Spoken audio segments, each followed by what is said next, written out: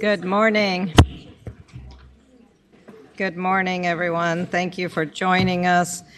This is the final meeting of the Senate Committee on Education and Health, and I want to thank everyone, all of the committee members for their excellent work this past session.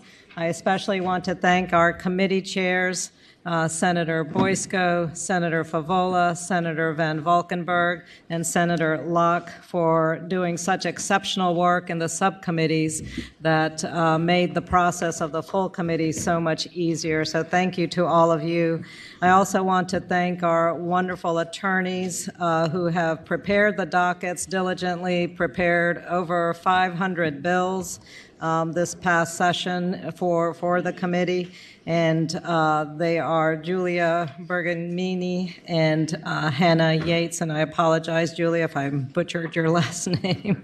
Okay, and thank you to both of you for your hard work, and thank you to Hobie, who's been our clerk for this committee. Thank you to Andrew Horton for making sure everything ran smoothly on the technology side. Thank you to our pages. Thank you to Ryan Brimmer also, who's been a consistent help in drafting all this legislation and making sure everything worked well. So a big round of applause, especially to our hardworking staff.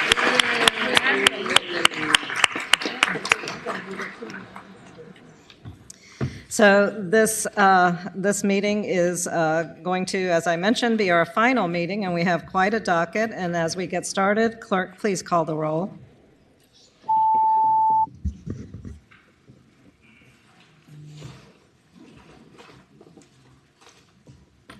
Madam Chair, you have a quorum. Thank you. So this morning we have 62 House bills on the docket for today, and we will try to get through all of them in good time. Again, the work of the subcommittees is exceptional in helping us get through this docket. Each of the bills on our docket today has been previously heard in a subcommittee, and each of our subcommittee chairs will be giving a report on the bills that were heard. We do not have a report this morning from the Health Subcommittee because the Health Subcommittee finished its work last week, so we only have 3 subcommittees to hear from, and these bills are now before the full committee for consideration. Members, at each of your seats, you're going to find packets containing any substitutes or amendments that were adopted by the subcommittees, and each of the bills that went through a subcommittee had the opportunity for public testimony, so there will not be any additional testimony on any of the bills today. And we will only hear from patrons on these bills if it is necessary. If your bill received a unanimous positive recommendation from a subcommittee, you do not have to be here. So please double check in case you need to head out to any other location. And if your bill, should your bill hit a roadblock for any reason, we will certainly invite you to come and share. But otherwise, if you had a unanimous recommendation, you do not have to stay. But your smiling faces are always welcome. We will get started then with our first subcommittee report, and that is going to be from the Health Professions Subcommittee, chaired by Senator Boysko. Senator Boysko. Thank you so much, Madam Chair. We have several bills on the docket this morning. I wanted to start out of order with Delegate Hope's bill, HB 516, because we did not get to fully consider a substitute, and I make a motion that we pass the substitute. It's been moved and seconded that we adopt the substitute. All in agreement, please say aye. Aye. Any opposition? The substitute is now in front of us. Thank you, Madam Chair. I think that if Delegate Hope would like to tell us about it, I think that would be a reasonable thing. I won't be doing that with other. Madam Chair. Madam Chair, members of the committee, I do believe that there's a new substitute that we've been working on that we can release now. We've been working with a number of different groups to get to this point. Is this not working? Do I need to get closer? So anyway, so we've been working with a number of different groups to get to this point. And if I could just stop you, Delegate, it's my understanding this is the substitute we just adopted. That was the approach that I was taking. Correct. Is that I correct? don't believe, Yes, I don't Madam believe that Chair. is correct. I do not believe that is correct. We've That- been working on this since the subcommittee meeting, getting input from all stakeholders. And the substitute that's being passed out is, I understanding, is new language that people have provided input on to get to the place where we are today. Madam Chair, it was my intention that this was the new substitute is what I was Okay. making a motion on, that you had been working on, that we just received. Staff agrees, Council, you agree with that? Okay. Then I've said too much. We had connected on the substitute, and that was our understanding. We were adopting the substitute that you were introducing to us. Then I hope you vote favorably of the bill. Thank you, Madam Chair. Thank you. Senator Boysko, please continue. Thank you, Madam Chair. This new substitute requires that if a person informs a pharmacy that he is blind, visually impaired, or otherwise print disabled, and the person requests an accessible prescription label or accommodation as determined by the pharmacist and the patient, the pharmacist shall, upon request of the person, either at the pharmacy or through mail order, get an accessible prescription label fixable to the bottle or container that is available to the person in a timely manner, comparable to the other patient wait times, and will remain available at least the duration of the prescription, utilize an audible large print label that are appropriate to the disability and the preference of the person, and seek to attain best practice standards established by the USA Access Board, and is compatible with a prescription reader, or is as determined between the pharmacist and the patient, provide appropriate counseling and accommodation to the patient, and dispense the medication in a suitable packaging with sufficient labeling and other information. That the Board of Pharmacy shall adopt the regulations and implement the provisions of this act no later than December 31st, 2024. The Board's initial adoption of the regulations necessary to implement the provision of the act shall be exempt from the provisions of the administrative process, except the Board of Pharmacy shall consult with organizations of blind or low vision consumers and other individuals who are blind, community pharmacists, and other pharmacy stakeholders to assist in the development necessary to promulgate the regulations. The pharmacy shall issue the guidance document identifying appropriate technologies, packaging, labeling, and counseling for dispensing medication to blind or low vision patients. In developing the guidance documents, the Board shall consider best practices in formatting. And I so move. Delegate Hope, do you wish to speak to the substitute? Madam Chair, I would just say that all stakeholders had input into this, and this is a document that I think will get us to a really good place. It allows for us to encourages the use of prescription readers, but at the same time, whatever's working already in practices, it permits that as well too. The Board of Pharmacy will promulgate regulations to move this even further. And I think it's really the best compromise we could come up with, and I plan to accept these amendments when it comes over to the House to avoid a conference.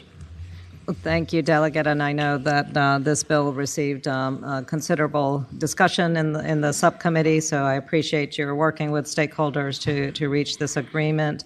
And Senator Durant, I see you in queue. Thank you, Madam Chair.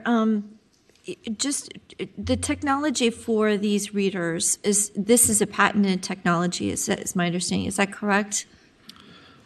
Madam Chair, whether it's patented or not, I don't know about the intellectual property to it. I know there's a number of different options out there that can be utilized and are utilized throughout the country on it. I do understand, though, if what you're getting to is, do they have to use this technology that's out there? No, the language allows you to do other means that are in consultation with the patient, which I understand is already occurring, but you would still be allowed to do that. But whether the technology is patented or not, I would imagine it is. Someone's making money on it, but I think there's a number of different vendors out there that are using prescription readers today throughout the country. Senator Durant, follow up? I think my colleague might have a follow-up on this one. Thank you, Madam Chair. Senator Head. Thank you, Madam Chair. Just out of curiosity, I know we're not taking testimony on this, but is there a way for us to get a sort of a feel, because there was a significant amount of opposition to this bill as it was presented in the subcommittee. This is a different, obviously a different substitute than what we even saw then. Where are they now? I mean, is everybody okay with this now? I haven't had anybody approach me and say, we're all okay with this now. I'm just trying to sort of get a feel for that. Senator Boyska. Madam Chair, thank you. Yes, I've spoken with the stakeholders from all sides this morning and understand that the opposition has been removed. They were working together, a small group of them were working together, and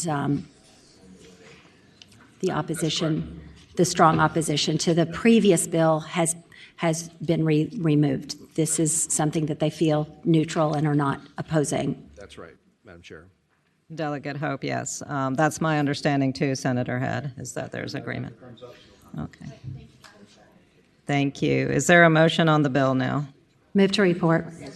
It's been moved and seconded that HB 516 be reported, and clerk, please open the roll. As substituted.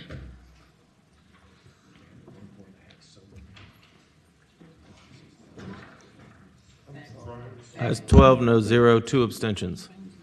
Thank you. Thank you. HB 516 reports with substitute. Senator Boyska. Thank you, Madam Chair. I'll go back to the beginning of the report now. HB 257 by Delegate Munden King was recommended, reporting 5 yes, 0 no. It passed the House 63 yes, 35 no. This is a prescription of opioid sickle cell anemia bill. It exempts prescribers from certain requirements of prescription monitoring program related to prescribing opioids if opioids are prescribed to a patient for pain management related to sickle cell anemia, and I so move. Second. It's been moved and seconded that HB 257 be reported. Any further discussion from committee? Seeing none, clerk, please open the roll.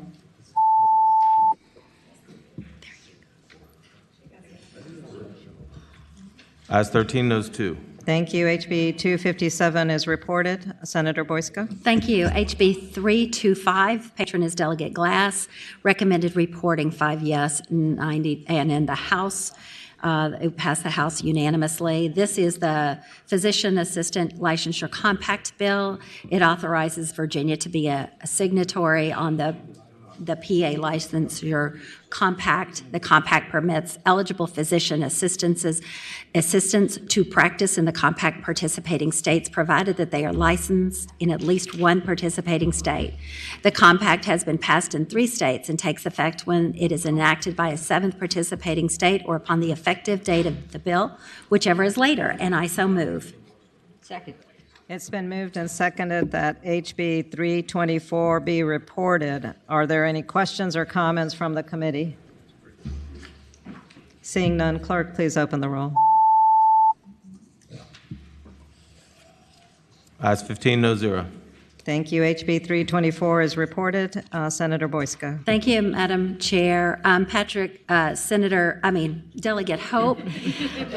Delegate Hope brought HB 342. This is a bill that will have to go to Finance and be referred there. This is a bill dealing with naloxone and other opioid antagonists. Requires that state agencies to possess naloxone or other opioid antagonists to use for overdose reversal to a person who is believed to be experiencing or about to experience a life-threatening opioid overdose. And it permits employees of any state agency to possess and administer naloxone or other opioid antagonist. It was recommended, reporting 5 yes, 0 no. It passed. Report and re-refer. Thank you. It's been moved and seconded that HB 342 be reported and re-referred to Finance. Clerk, please open the roll.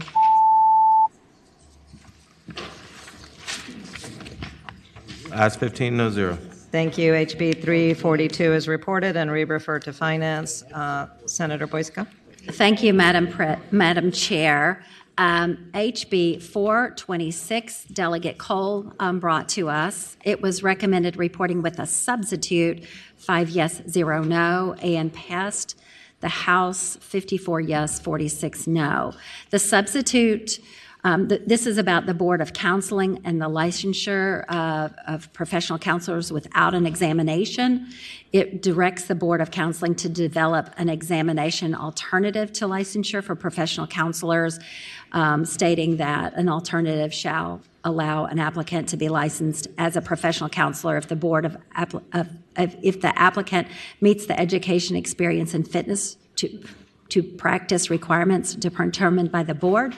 The substitute that we are recommending removes the requirement for the Board of Counseling to develop an examination alternative to licensure for professional counselors, and instead it requires the board to recognize the National Counselor Examination as a valid examination to meet the qualifications of licensure as a professional counselor in the Commonwealth, and incorporate the NCE into its licensure regulations and procedures, and I so move. Do you move the substitute? I move the substitute. Second. It's been moved and seconded that we adopt the substitute. All in favor, say aye. Aye. Any opposition? The substitute has been adopted. Madam Chair, I move that we report the bill With the substitute. as substituted. It's been moved and seconded that we report HB 426 with substitute. Clerk, please open the roll.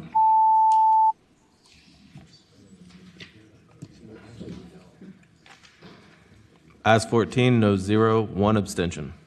HB 426 reports with substitute. Senator Boysko. Thank you, Madam Chair. HB 503, patroned by Delegate Cohen, was recommended reporting 5 yes, 0 no, and passed the House unanimously. This is the Department of Medical Assistant Services, Credentialed Addiction Treatment Professionals and Licensed Behavior Analysts definition. It directs the Department of Medical Assistant Services to amend in its regulations the definition of credentialed addiction treatment professionals to include licensed behavior analysis. And I so move. Second. It's been moved and seconded that HB 503 be reported. Are there any questions or discussion from committee members? Seeing none, clerk, please open the roll. Please. Ayes 15, no 0. Thank you. HB 503 reports.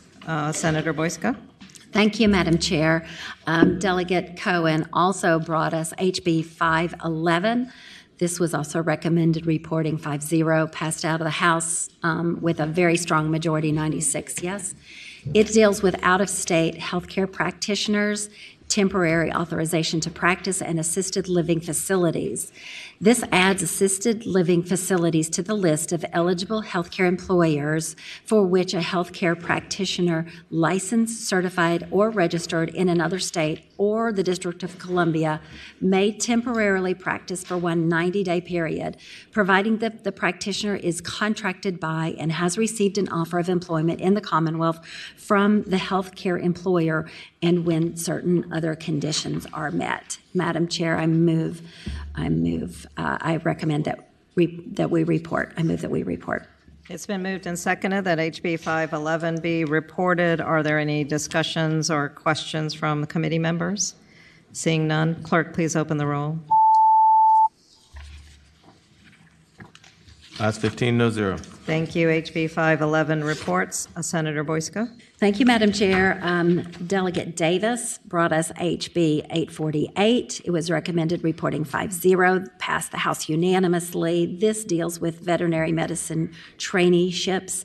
It allows any veterinary medicine licensure applicant enrolled in a trainee program to engage in the limited practice of veterinary medicine as the term is defined by the Board of Veterinary Medicine under the direct supervision of a licensed veterinarian.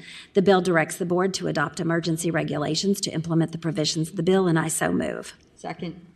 Thank you. It's been moved and seconded that HB 848 be reported. Are there any questions or discussion from committee? Seeing none, clerk, please open the roll. Ayes 15, no zero. Thank you. HB 848 reports. Senator Boysko. Thank you, Madam Chair. Delegate Tran brought us HB 971. It was recommended reporting 5-0, passed the House almost unanimously. This deals with nurse practitioners and autonomous practice. It lowers from 5 years to 3 years the amount of the full-time clinical experience required before an advanced practice registered nurse may practice without a practice agreement, and it permits qualified nurse practitioners to attest that a nurse practitioner may be qualified to practice without a practice agreement. The bill permits an advanced practice registered nurses to practice without a practice agreement when a patient care team physician is no longer to serve if such advanced practice registered nurse provides evidence that he meets the requirements to practice without a practice agreement as established by the bill. Finally, the bill requires the Department of Health Professions to collect data on the implementation of the bill and makes it publicly available on its website. This was a bill that was worked very well with the stakeholders, and this is a compromise, my understanding is, and I move that we report the bill. Second. It's been moved and seconded that HB 971 be reported. Are there any questions or discussion from committee members? And I would agree with you, Senator Boysko. This bill has been a complicated one, and it is good to see that we've got some agreement in moving the bill forward this year. So thank you to Delegate Tran for her work on this particular bill. It's been moved and seconded, and no discussion. Clerk, please open the roll. Mott. Ayes 15, no zero. Thank you. HB 971 is reported. Senator Boysko. Thank you, Madam Chair. Delegate Tran also brought us HB 995. It was recommended reporting 5-0, passed the House unanimously.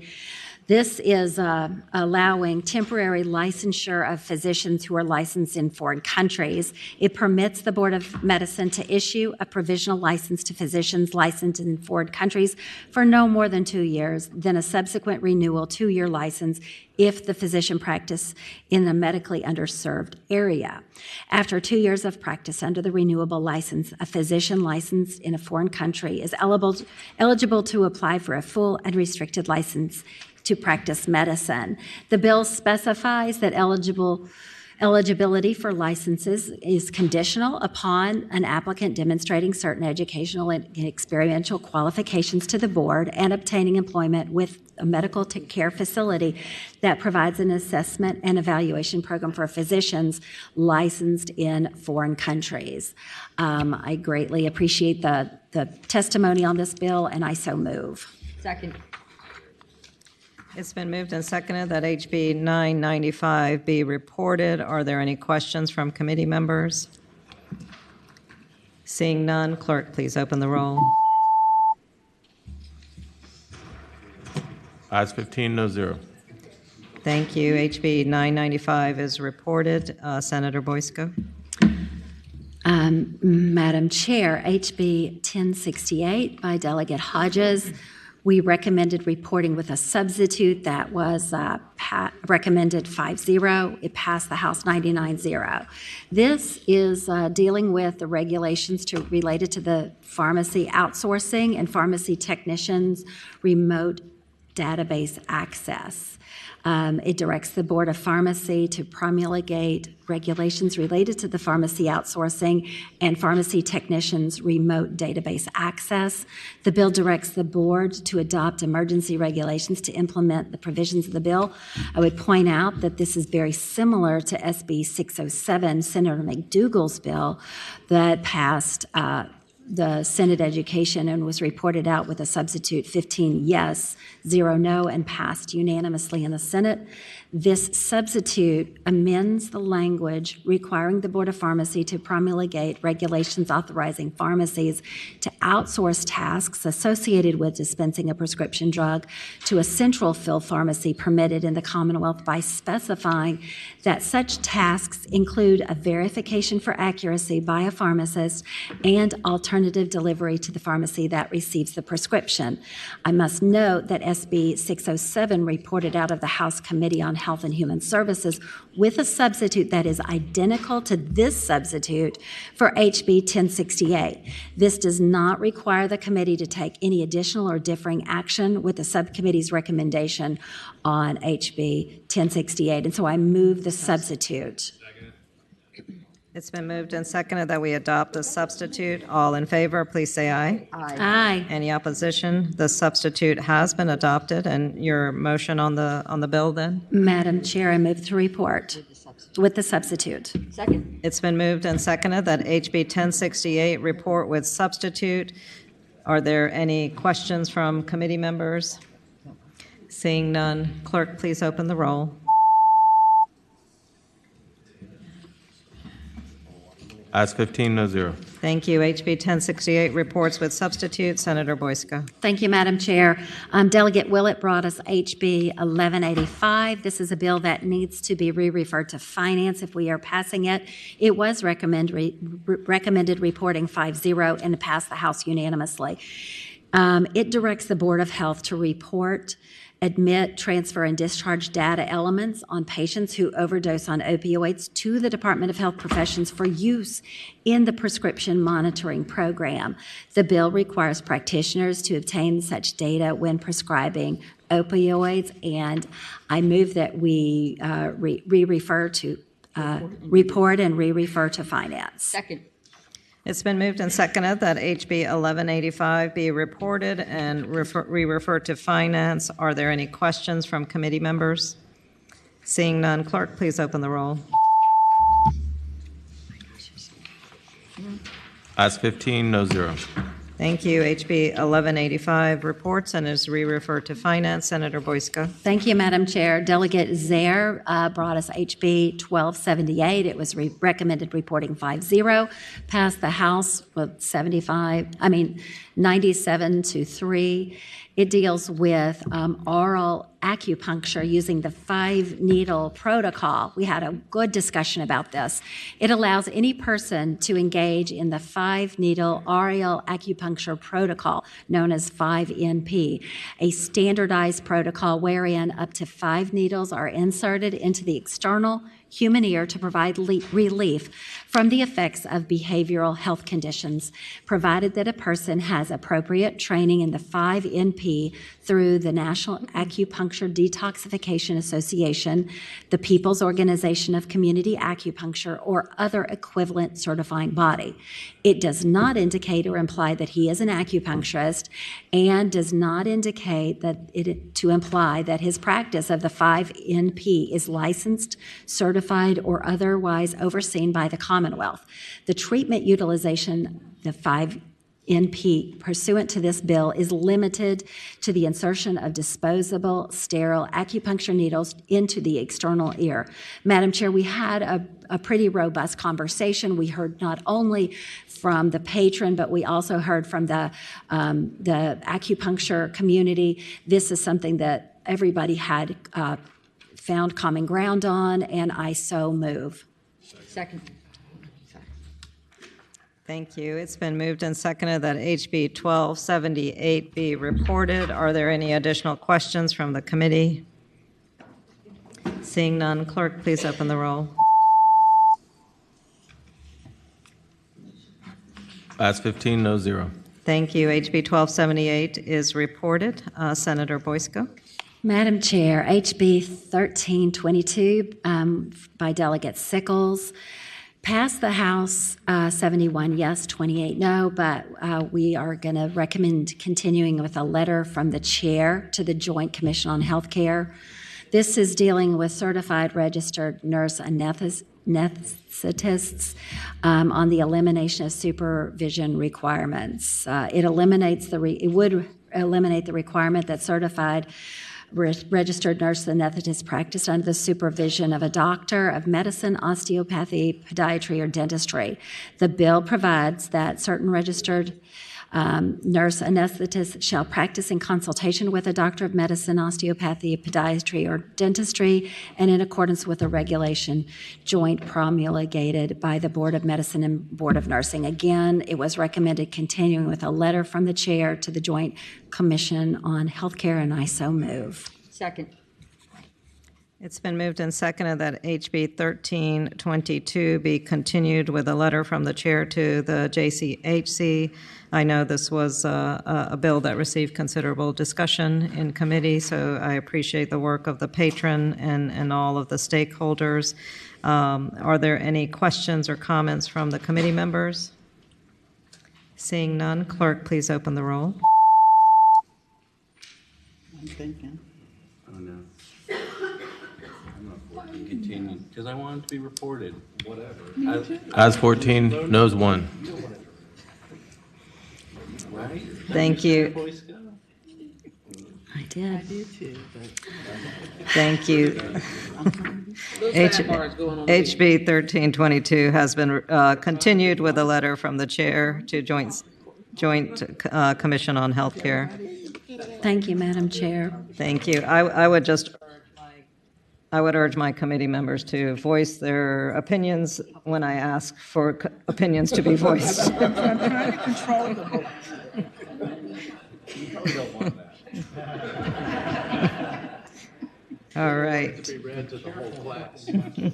Madam Chair, shall I Thank shall I you. Senator continue? Boysko, please continue. Thank you, Madam Chair. Delegate Maldonado brought us HB 1389. It was recommended reporting with amendments 5-0. It passed the House unanimously. This is the practice of athletic training definition. It amends the definition of practice of athletic training to allow the practice of athletic training to be conducted in an inpatient or outpatient setting.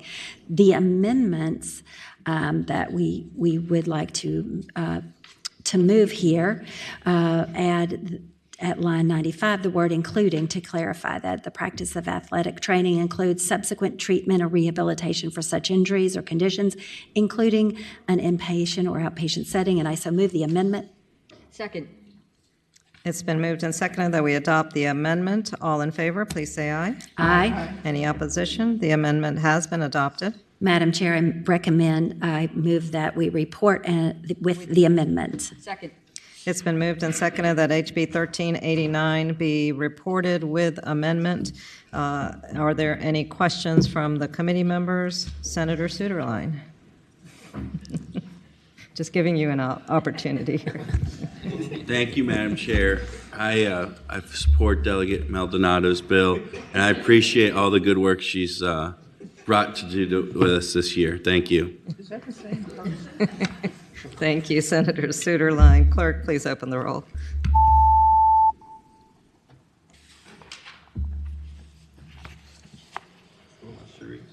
Sharice. I just, you know, Foxy is stuff. Sweden.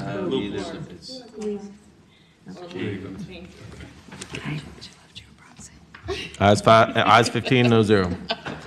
Thank you. Thought you were having a rouse. HB 1389 is reported with the amendment. Senator Boysko.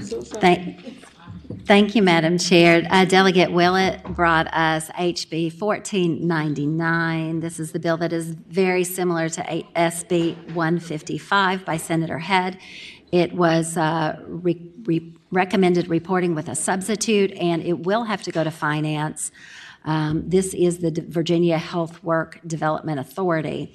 It modifies the enabling legislation for the Virginia Health Workforce Development Authority by adding 4 additional ex officio members to the authority's board of directors, setting priorities for and managing graduate medical education programs to the duties of the authority, specifying additional recipients of the board's biennial report, and authorizing the authority to partner with other agencies and institutions to obtain managed health workforce data.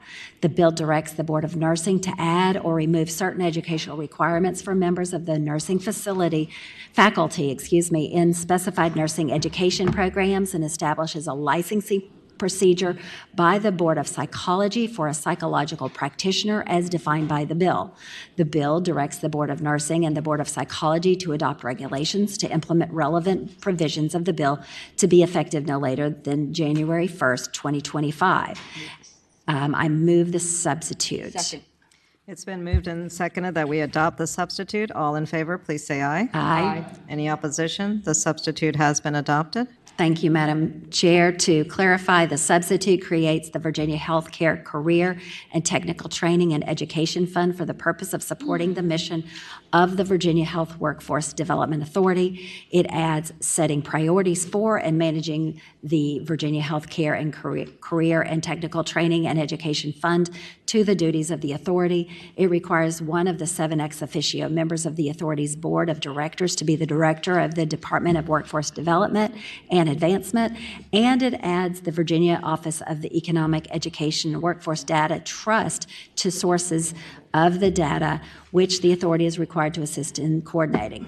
This substitute makes of HB 1499 makes it identical to the substitute for SB 155 that was reported out of the House Committee on Health and Human Services, and I so move.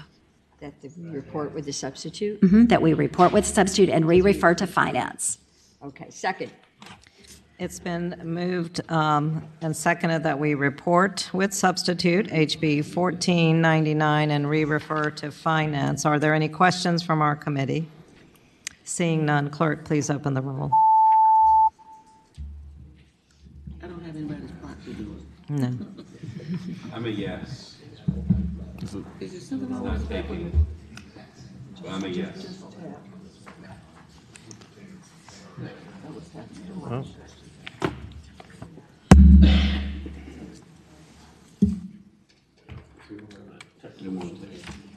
There it is. Ayes 15, no 0. Thank you. HB 1499 reports with substitute and is re-referred to finance. Senator Boysko? Madam Chair, the final bill in the report today of the health professions is HB 1545 by Delegate Williams. It was recommended reporting 5-0 and passed the House unanimously.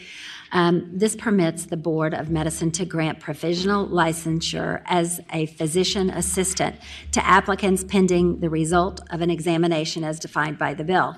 Such provisional licensure are valid for 6 months or until an applicant obtains their full licensure, whichever is shorter. The bill directs the board to revoke the provisional licensure of an applicant who fails an examination, but provides that the applicant may reapply for provisional licensure if such applicant has failed no more than 1 examination. Under the current law, the board may grant provisional licensure pending the outcome of an examination at its discretion, and I so move. Second. It's been moved and seconded that HB 1545 be reported.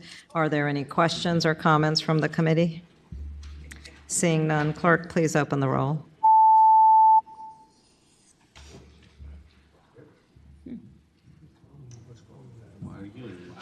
Ayes 9, no 6.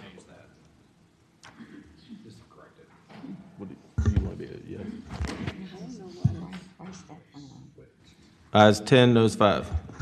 Thank you. HB 1545 reports and, not refer to finance. And that was your final. Thank you, Madam Chair, and thank you to the staff who have assisted us with the subcommittee. I appreciate it. Thank you. Our next chair is Senator Van Valkenburg, who will present from the Public Education Subcommittee. Thank you, Madam Chair. Madam Chair, first bill up is House Bill 224 from Delegate Henson, which we had taken by last week because we were working on some amendments. And so we have those amendments. And so I guess we'll have, let's move them and then I can explain them. So I would move the amendments. It's been moved and seconded that we adopt the amendments, and all in favor, please say aye. Aye. Any opposition? The amendments have been adopted, and Senator, will you explain the amendments? Or will the Yes. patron? So the bill from Delegate Henson is about some teacher training around, let me make sure I'm getting my bill right here, about mental health awareness. and the needs of young populations that are at high risk. And the reason why we took it by was to get some amendments that could put some kind of tighter guardrails around how those trainings were created. And so if you're looking at line 15, you'll see after disorders, we put in language around the APA that would be, this training would have to be in accordance with best practices by the APA. And if you look at line 18, that second one adds some language making sure that we're not permitting biased or discriminatory treatment of any youth population. And so this was about ensuring that teachers, when they're being trained about mental health, are understanding all the different kind of, troubles that young people might have or groups that might be more at risk for mental health problems. And so I think the amendments make the bill even better. And we recommended reporting on a 3-to-2 basis. And so the correct motion would be to recommend reporting with amendments now. And I would so move. Second. It's been moved and seconded that HB 224 be reported. And Delegate, did you wish to add any other comments to the amendments? Nope, the senator explained it very well. Wonderful. The motion is in front of us. Are there any comments or questions from our committee members? Seeing none, clerk, please open the roll.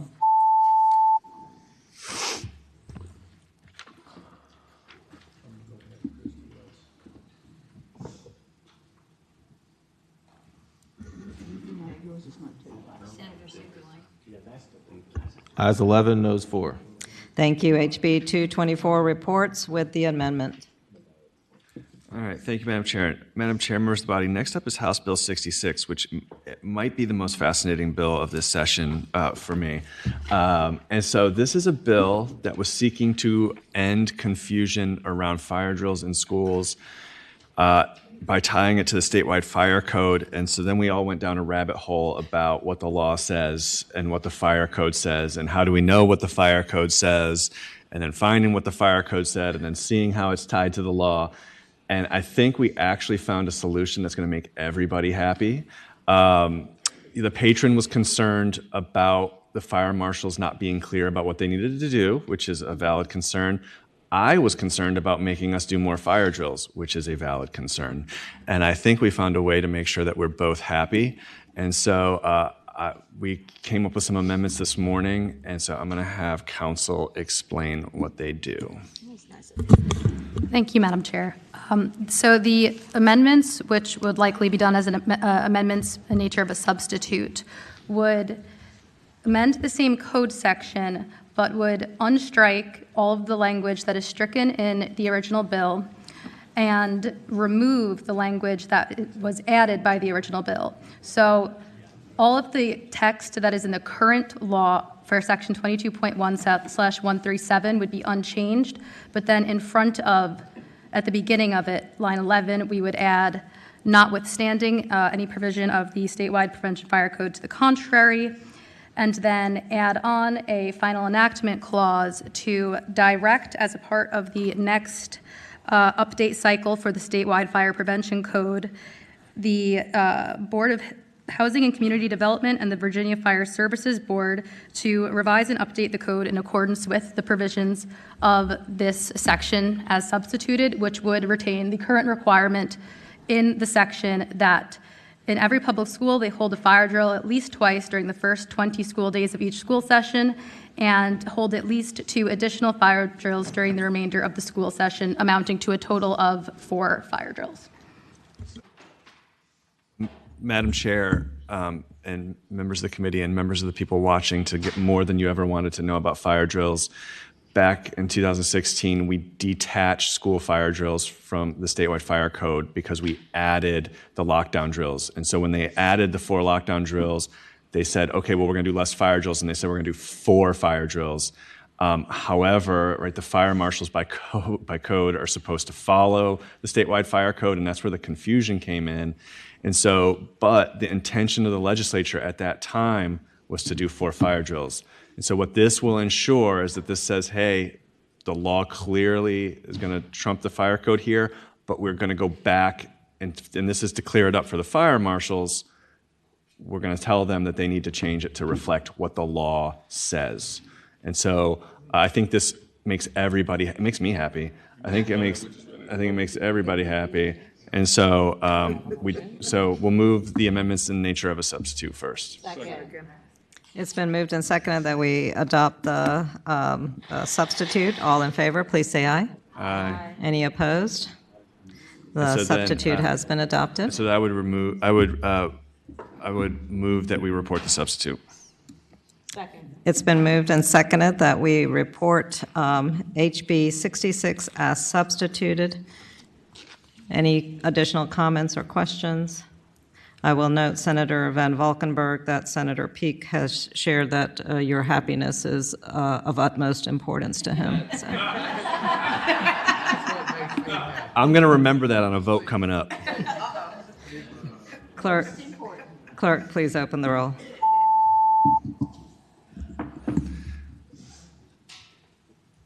Ayes 15, no zero. Thank you. HB 66 has been reported. Senator Van Valkenburg. Thank you, Madam Chair. Before we move to the next bill, I just want everybody that voted yes to know that they are now going to be a hero to teachers and staff across the Commonwealth. And so next up is House Bill 134. We created a substitute in subcommittee, so I'll move that first and then I'll explain it. Move the substitute. It's been moved and seconded that we adopt the substitute for HB 134.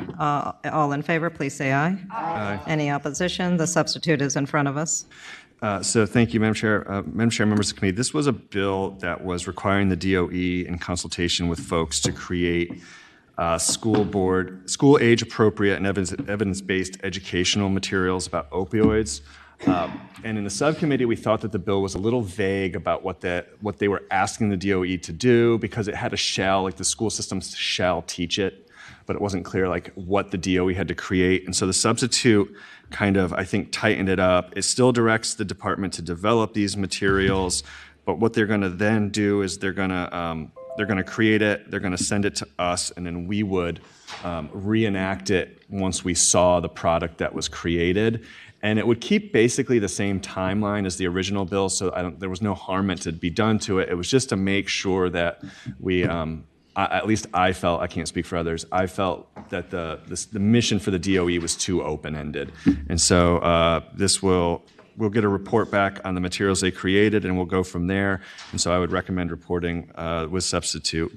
And so I'll move. It's been moved and seconded that HB 134 be reported with substitute. Are there any questions from the committee members?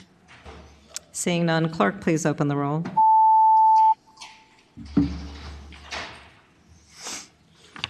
Ayes 15, no zero. Thank you. HB 134 reports. Senator Van Valkenburg. Thank you, Madam Chair. Next up was House Bill 166 from Patron Keys-Gamarra, and the subcommittee recommended passing by indefinitely on a 5-0 vote, and I so move.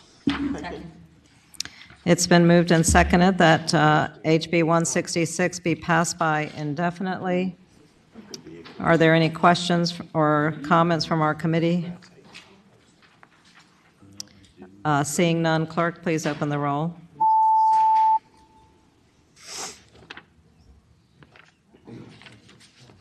Ayes 15, no zero. Thank you. HB 166 has been passed by indefinitely. Senator Van Valkenburg. Thank you, Madam Chair. Next up is House Bill 215 from Delegate Watts, and there was a substitute, so I'll move the substitute. Second. It's been moved and seconded that we adopt the substitute. All in favor, please say aye. Aye. Any opposition? Seeing none, the substitute is in front of us. Thank you, Madam Chair. Madam Chair, members of the committee, this requires the DOE to create training, Title IX and sexual harassment training that would be given to 9th and 10th graders. The substitute added language clarifying that the training modules are specifically for the education of students in 9th and 10th grades, and changes from they have to do it within 30 days of the school year to within 45 days of the school year. And so we recommended reporting with substitute on a 5-0 vote, and I so move. It's been moved and seconded that HB 215 report with substitute. Are there any comments or questions from our committee members? Seeing none, clerk, please open the roll.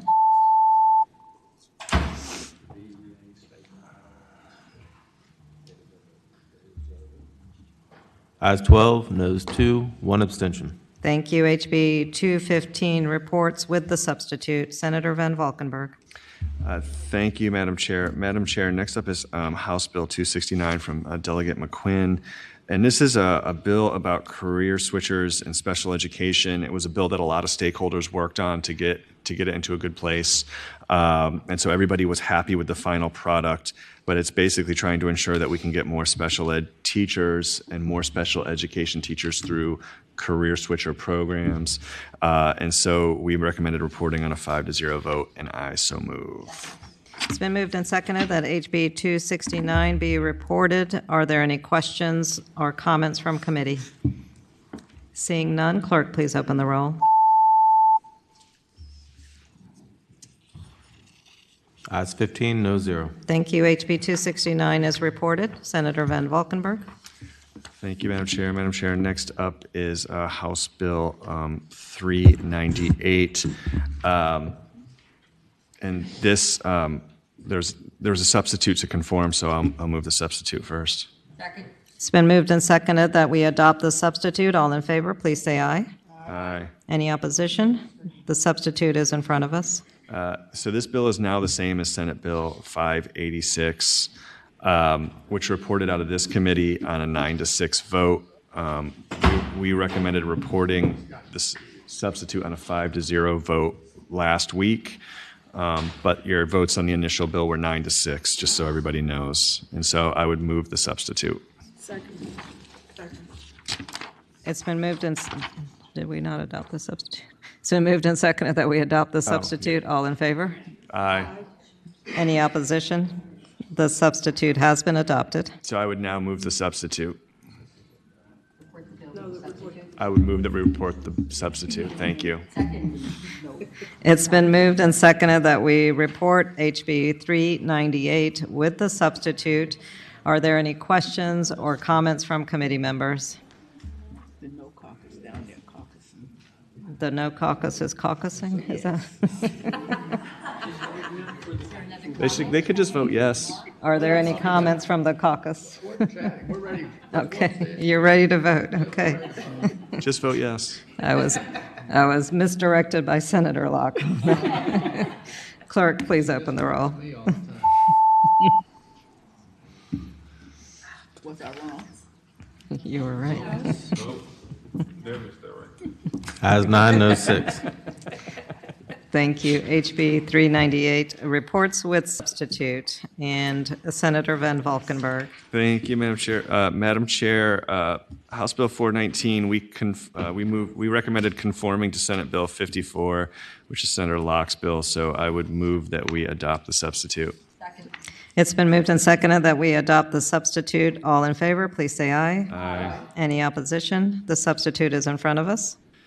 This very good bill passed out of this committee 15-0 and out of Senate 40-0, and so I would move that we report the substitute and we refer to finance. It's been moved and seconded that we report HB 419 with substitute and re-refer to finance. Are there any questions or comments from the committee? Seeing none, clerk, please open the roll.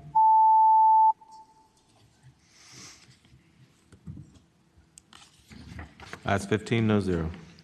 Thank you. HB 419 reports as substituted and is re-referred to finance. Senator Van Valkenburg. Thank you, Madam Chair. Madam Chair, members of the body, next up is House Bill 536 from Delegate Cole. This changes the definition of bullying in the part of the code that's dealing with public education and bullying. So the definition now is about the power imbalance between aggressor and victim, and this adds to the definition power imbalance based on membership of a group in the Virginia Human Rights Act. And so we recommended reporting on a vote of 3-2, and I so move. Second. It's been moved and seconded that HB 536 be reported. Are there any questions or comments from the committee?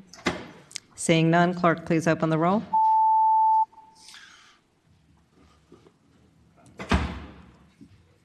Ayes 9, no 6. Thank you. HB 536 is reported. Senator Van Valkenburg. Thank you, Madam Chair. Next up is House Bill 561 from Delegate Askew.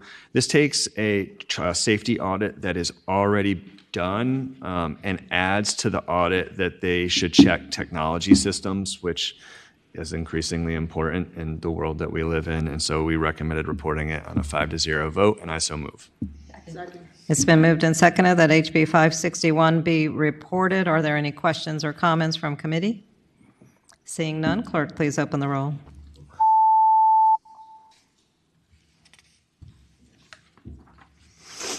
Ayes 15, no zero. Thank you. HB 561 is reported. Senator Van Valkenburg. Thank you, Madam Chair, members of the committee. Next up is House Bill 583 from Delegate Simons. It adds to a survey that's already done on teacher climate about whether or not schools are providing a lunch break of at least 30 minutes in length that is unencumbered. We recommended reporting on a vote to 4-1, and I so move. It's been moved and seconded that HB 583 be reported. Are there any questions or comments from the committee? A very necessary bill, I would agree. Clerk, please open the roll.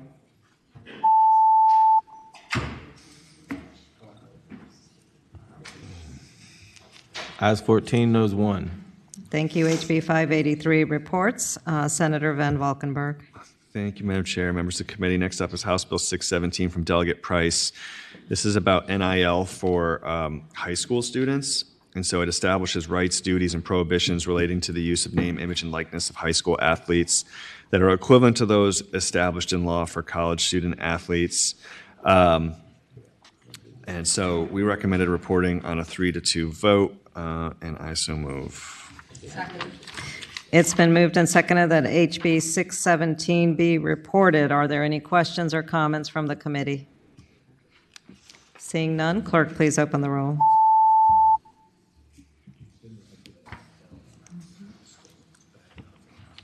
Ayes 10, noes 5. Thank you. HB 617 is reported. Senator Van Valkenburg.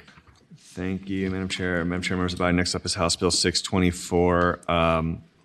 We recommended conforming to Senate Bill 105, and so I move that we conform House Bill 624 to Senate Bill 105. Second. It's been moved and seconded that HB 624 be conformed to SB 105. All in favor, please say aye. Aye. Any opposition? The substitute is in front of us. Thank you, Madam Chair. Madam Chair, this is just the big kind of public education spending bill that's going to get hashed out through the next week or so, and so I move that we report as substituted. And re-refer. And re-refer to Finance. It's been moved and seconded that HB 624 be reported as substituted to conform to SB 105 and be re-referred to Finance. Are there any questions or comments from the committee? Seeing none, clerk, please open the roll.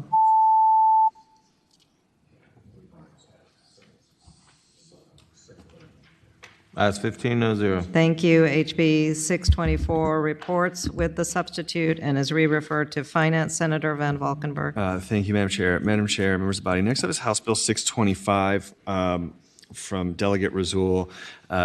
We, as a subcommittee, recommended conforming to Senate Bill 608, but I'm going to ask that we not, because yesterday in full on the floor, we accepted the House version, and so instead of making that motion to substitute, we're just going to recommend that we report and refer to Finance, and I so move. Thank you. It's been moved and seconded that HB 625 be reported as is and re-referred to Finance, and I got a thumbs up and a head nod from our Senate patron, Senator Aird, and so that is the motion in front of us. Are there any questions or comments from the committee? Seeing none, clerk, please open the roll.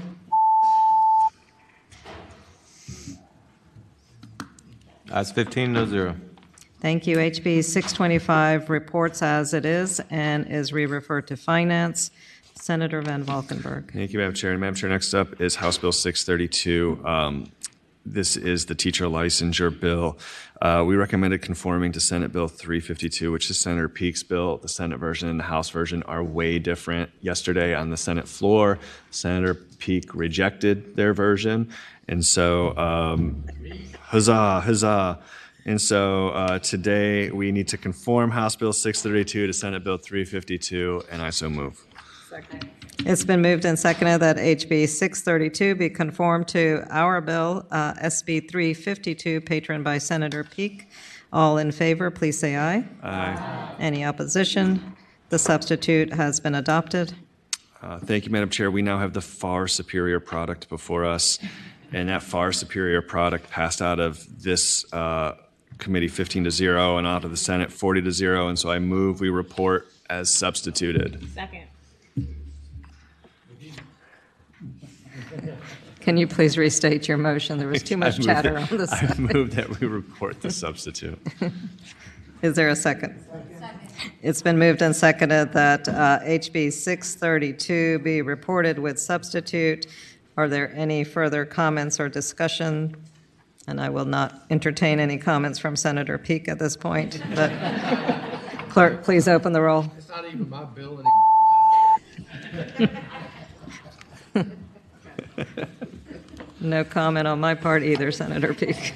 Ayes 15, no 0.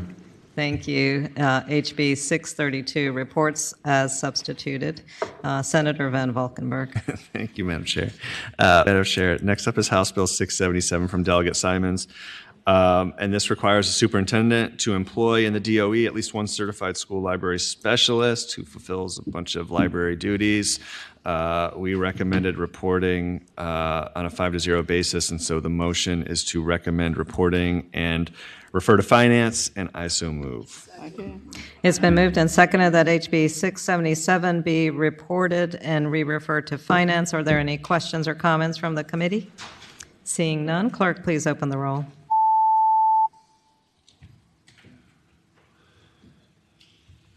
Ayes 15, no 0. Thank you. HB 677 reports and is re-referred to finance. Senator Van Valkenburg.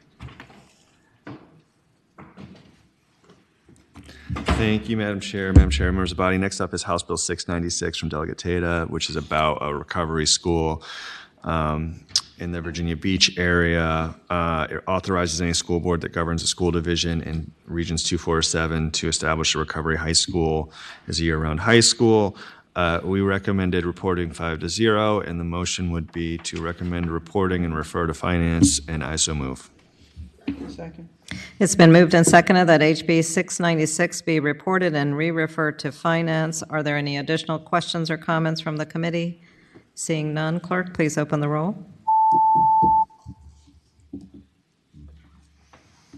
Ayes 15, no 0.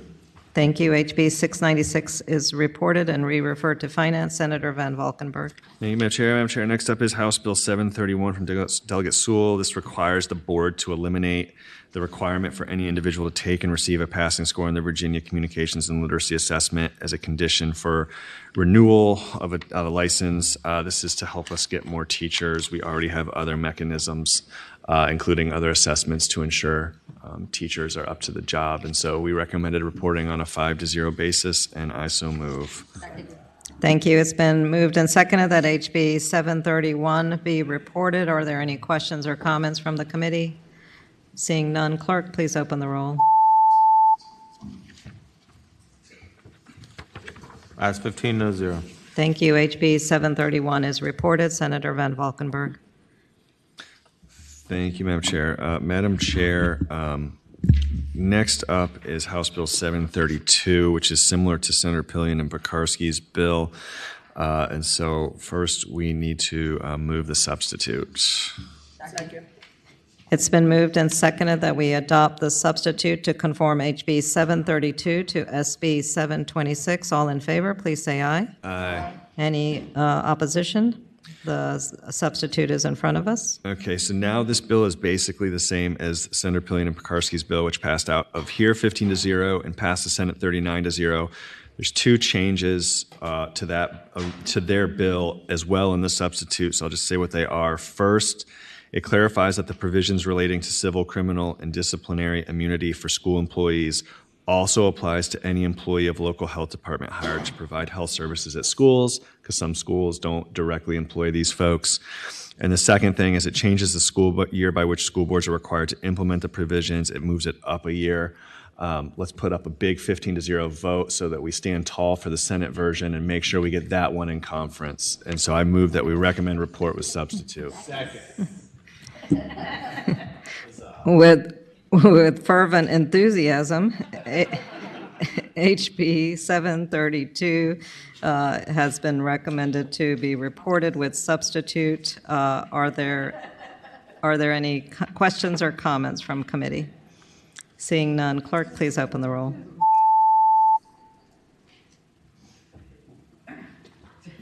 Ayes 15, no 0. Thank you. HB 732 reports as substituted. Senator Van Valkenburg. Next up, Madam Chair, I swear we're almost done, is House Bill 825 from Delegate Cousins. This is another one of those funding bills that's JLARC related and is budget related. We recommended conforming to Senate Bill 105, and I so move. It's been moved and seconded that HB 825 be conformed to SB 105. All in favor, please say aye. Aye. Any opposition? The bill has been conformed to SB 105. I move that we report the substitute and send to and re-refer to finance. It's been moved and seconded that HB 825 be reported as substituted in its conformity to SB 105 and be re-referred to finance. Are there any questions or comments from the committee? Seeing none, clerk, please open the roll. Ayes 15, no 0. Thank you. HB 825 is reported with substitute to conform and is re-referred to finance. Senator Van Valkenburg, you have about 30 more bills remaining, I believe. If the House of Delegates didn't put in so many bills, we wouldn't be here, Madam Chair. We've got a House of Delegates problem. So next up, Madam Chair, is House Bill 830 from Delegate Cousins. We're going to conform that to Senate Bill 314, so it's the same as Senator Rome's, and so I move that we conform House Bill 830 to Senate Bill 314. It's been moved and seconded that HB 830 be conformed to SB 314. All in favor, please say aye. Aye. Any opposition? The bill has been conformed. Senator Van Valkenburg. It is now the same as Senate Bill 314 that passed out of here 15-0 and passed the Senate 37-0, so I recommend reporting the substitute. It's been moved and seconded that HB 830 be reported with substitute to conform. Are there any questions or comments from the committee? Seeing none, clerk, please open the roll.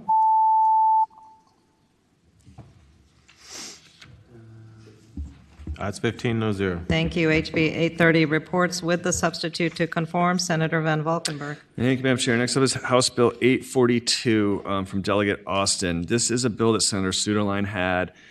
We made a lot of changes to it in the subcommittee the first time around. We passed Senator Suderline's bill out of here. However, it did not meet a good fate in Senate Finance. And so when this bill came back around, we said we should not send it back to Senate Finance. We'll just continue it over. And so we recommended continuing House Bill 842 on a vote of 5-0, and I so move. It's been moved and seconded that HB 842 be continued. Are there any questions or comments from the committee? Seeing none, clerk, please open the roll. Should be reported. Ayes 14, noes 1. Thank you. HB 842 has been continued. Senator Van Valkenburg. Thank you, Madam Chair. Madam Chair, members of the committee, next up is House Bill 958 from Delegate Lopez. And first, we need to move the amendment, so I move the amendment. Second. It's been moved and seconded that we adopt the amendment. All in favor, please say aye. Aye. Any opposition? The amendment has been adopted. All right, so Madam Chair, this bill requires the Commission on Civics Education to create model guidance on how school boards should involve students in the process of the school board. The amendment is because as the chair of, well, I was until I came over here, as the former chair of the Civic Education Commission, our staff is our good friend Ryan Brimmer, and I didn't want to load him up with work that was too fast, especially when half of the Civics Commission is brand new and has yet to meet on the commission. And so we pushed the deadline back, and that's what the change is. And so we recommended reporting with the amendment on a 5-0 vote, and I so move.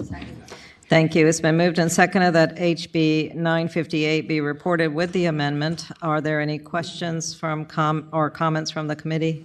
Seeing none, clerk, please open the roll.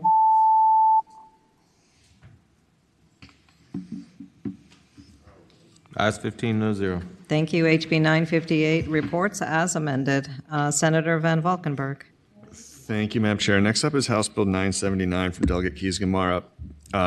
We recommended passing this by indefinitely on a 4-1 vote. To explain what this bill is it kind of codified the idea that each school board that appoints employees, that each school board would have oversight over the superintendent, and we had a kind of robust discussion about the Constitution and the oversight powers that they have. And so we decided that we thought that this power already existed.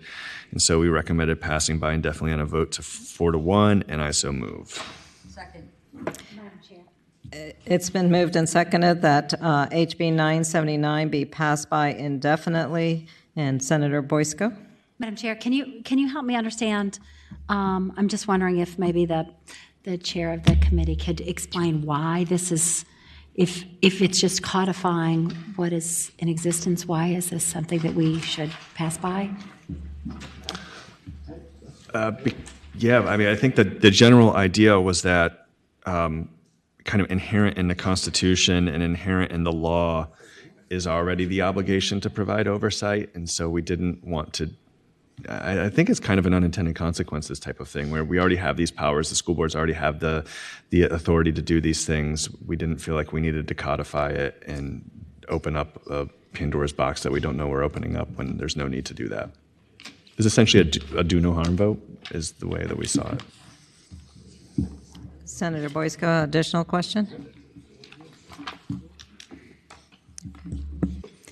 Are there any other comments or questions? The motion is in front of us that it be HB 979 be passed by indefinitely. Seeing no further questions, clerk, please open the roll.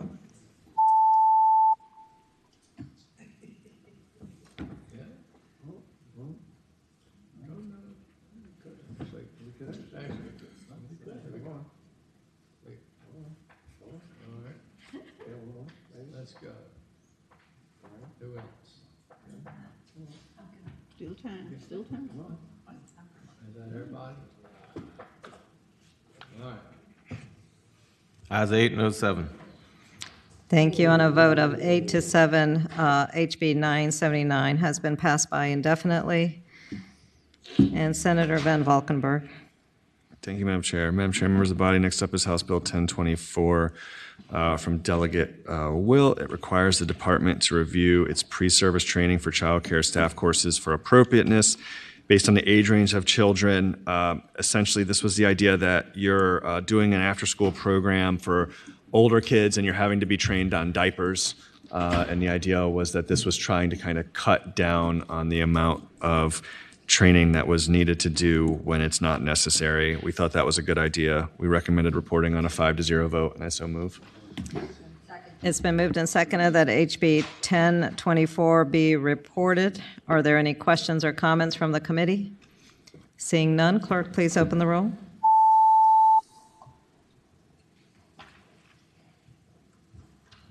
Ayes 15, no 0. Thank you. HB 1024 reports. Senator Van Valkenburg.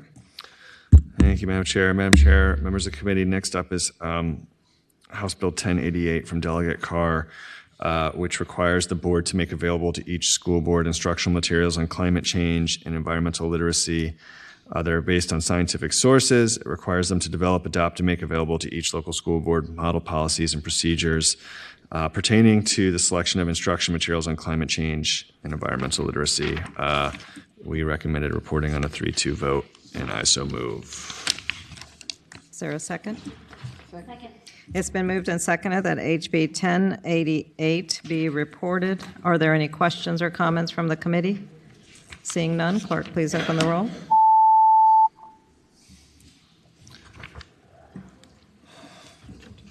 Ayes 906.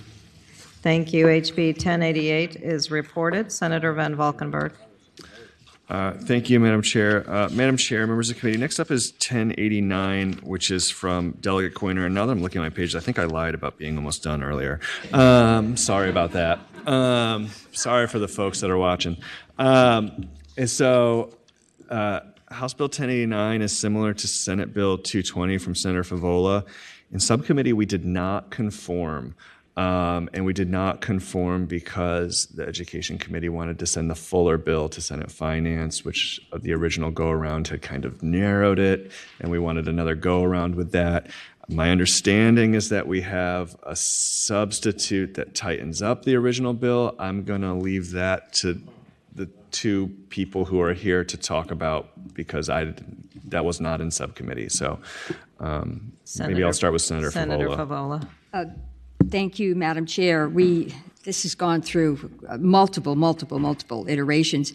But so what you're going to hear, I guess, from Delegate Coiner is sort of a compromise between a broader bill that did a more comprehensive overview of the entire Virginia IEP system.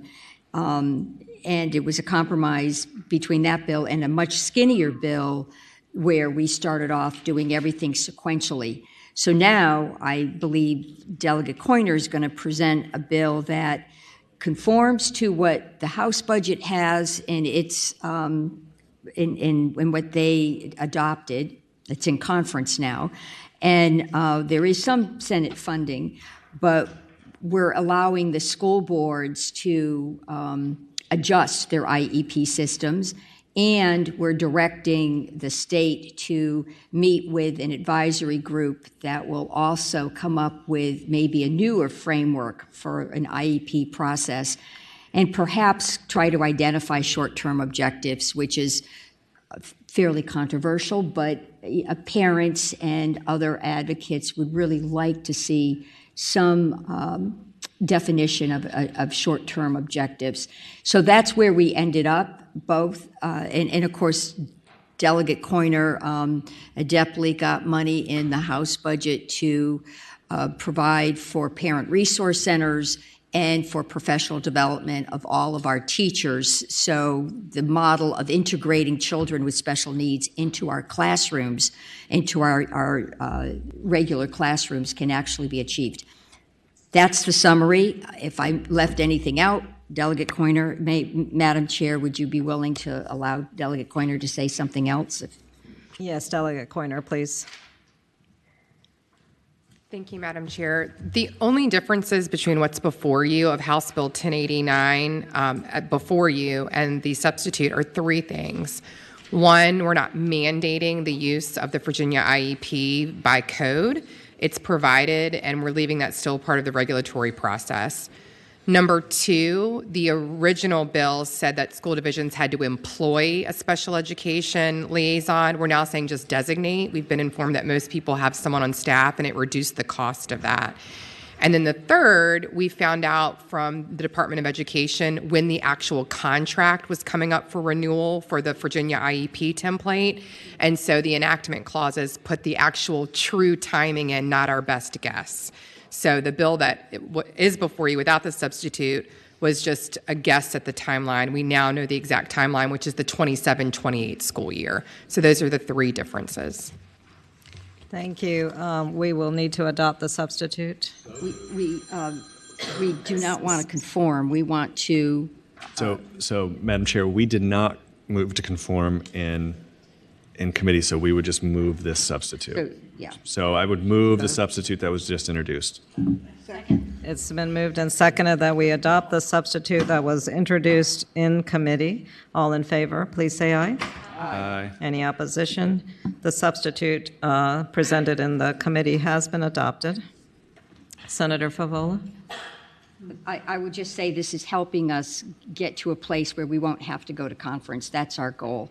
So I believe the substitute that the committee adopted is also what the House adopted on the floor yesterday. So, on your bill?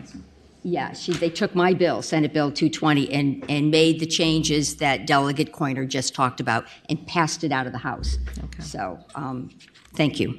Thank you. So the two bills are now in conformity with the substitute that we as a committee have just adopted. Is there a motion in front of us? I would move that we report the substitute and re-refer to finance. Second. It's been moved and seconded that HB 1089 be reported with substitute and re-referred to finance. Are there any other questions or comments from the committee? Seeing none, clerk, please open the roll.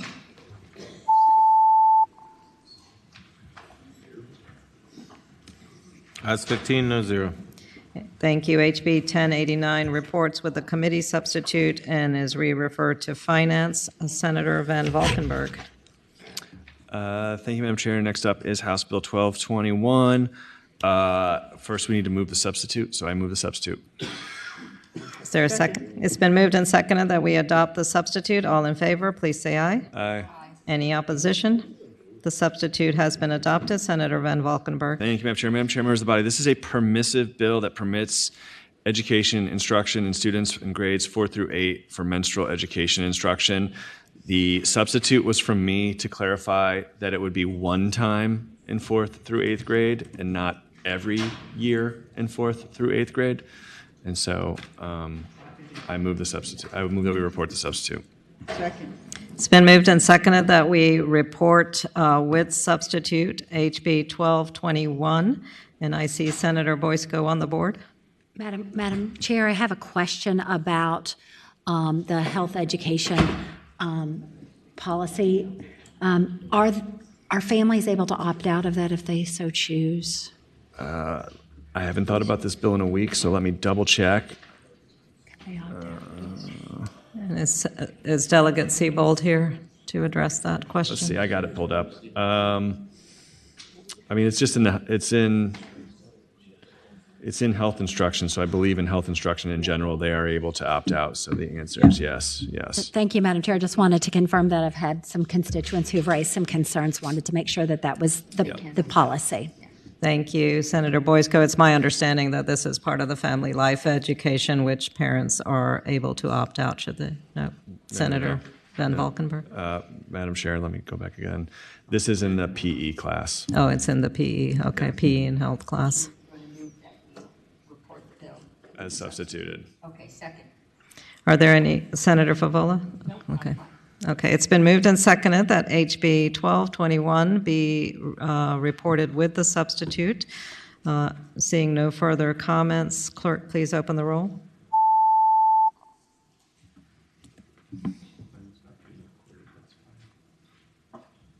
What a sissy. Just let it go. What a sissy. Keep us that you're here to vote. Ayes 14, no 0. Sorry. Senator Peake is making some comments down here. He's got a lot to say, yes.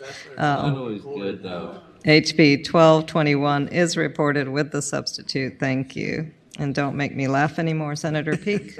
Senator Van Valkenburg, you're next.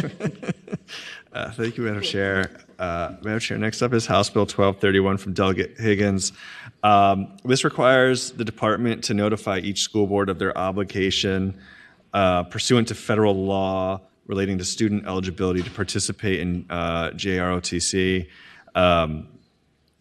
and who can participate in it. And so it's basically, if we pass this, the department would just need to send communications to the school boards alerting to them of their legal obligations. And so we recommended reporting on a 3-2 vote, and I so move. It's been moved and seconded that HB 1231 be reported. Are there any questions or comments from the committee? Seeing none, clerk, please open the roll.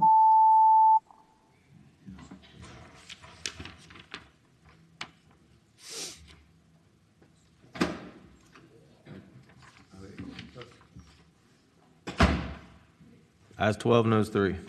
HB 1231 is reported. And Senator Van Valkenburg. Thank you, Madam Chair. Madam Chair, members of the body, next up is House Bill 1247, and we need to conform that to your Senate Bill 272. And so I move that we conform House Bill 1247 to Senate Bill 272. Second. No. It's been moved and seconded that HB 1247 be conformed to SB 272. All in favor, please say aye. Aye. Any opposition? The bill has been conformed. So now this bill is, Madam Chair, is your bill, which we reported out of here 15-0, and out of the Senate 40-0. And this is about English language learners, something that we desperately need to do more on in this Commonwealth. And so I would hope we would pass it again 15-0. And so I move we report the substitute and refer to finance. It's been moved and seconded that HB 1247 be reported with substitute to conform to SB 272 and re-refer to finance. I'll just make a comment that HB 1247 is identical to my original HB 272, but we had changed SB 272 because of considerations in the Finance Committee. I think this is an opportunity for us for the two bills and two chambers to engage in further conversation, and hopefully we will reach some agreement because the House does have language in the budget to support the original SB 272, so we will certainly be in conference on this. The motion is in front of us. Are there any other questions or comments? Clerk, please open the roll.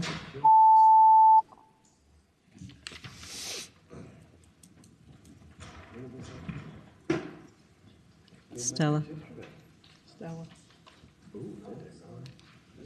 Ayes 15, no zero. Thank you. HB 1247 reports with the substitute to conform and is re-referred to Finance. Senator Van Valkenburg. Thank you, Madam Chair. We are now in the stretch run. 4 left. All right, so pay attention over there.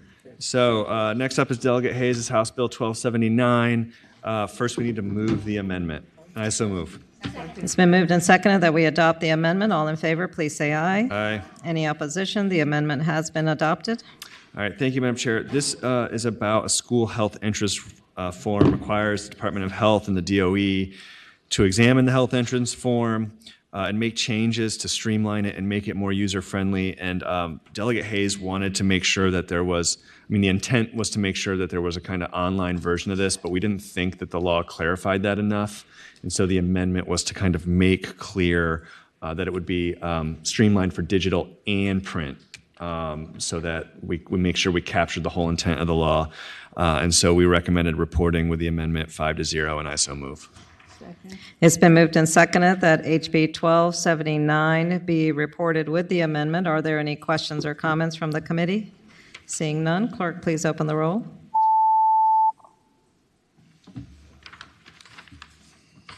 Ayes 15, no zero. Thank you. HB 1279 reports with the amendment. Senator Van Valkenburg. Thank you, Madam Chair. Madam Chair, members of the committee, next up, House Bill 1345. We need to conform this to Senate Bill 199, so I move that we conform 1345 to Senate Bill 199.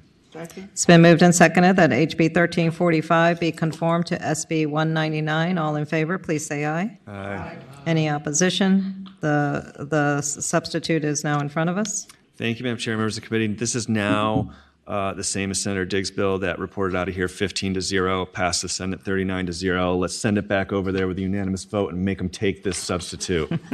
So I move the substitute. It's been moved and seconded that HB 1345 be reported with substitute to conform. Seeing no questions or comments from the committee, clerk will please open the roll.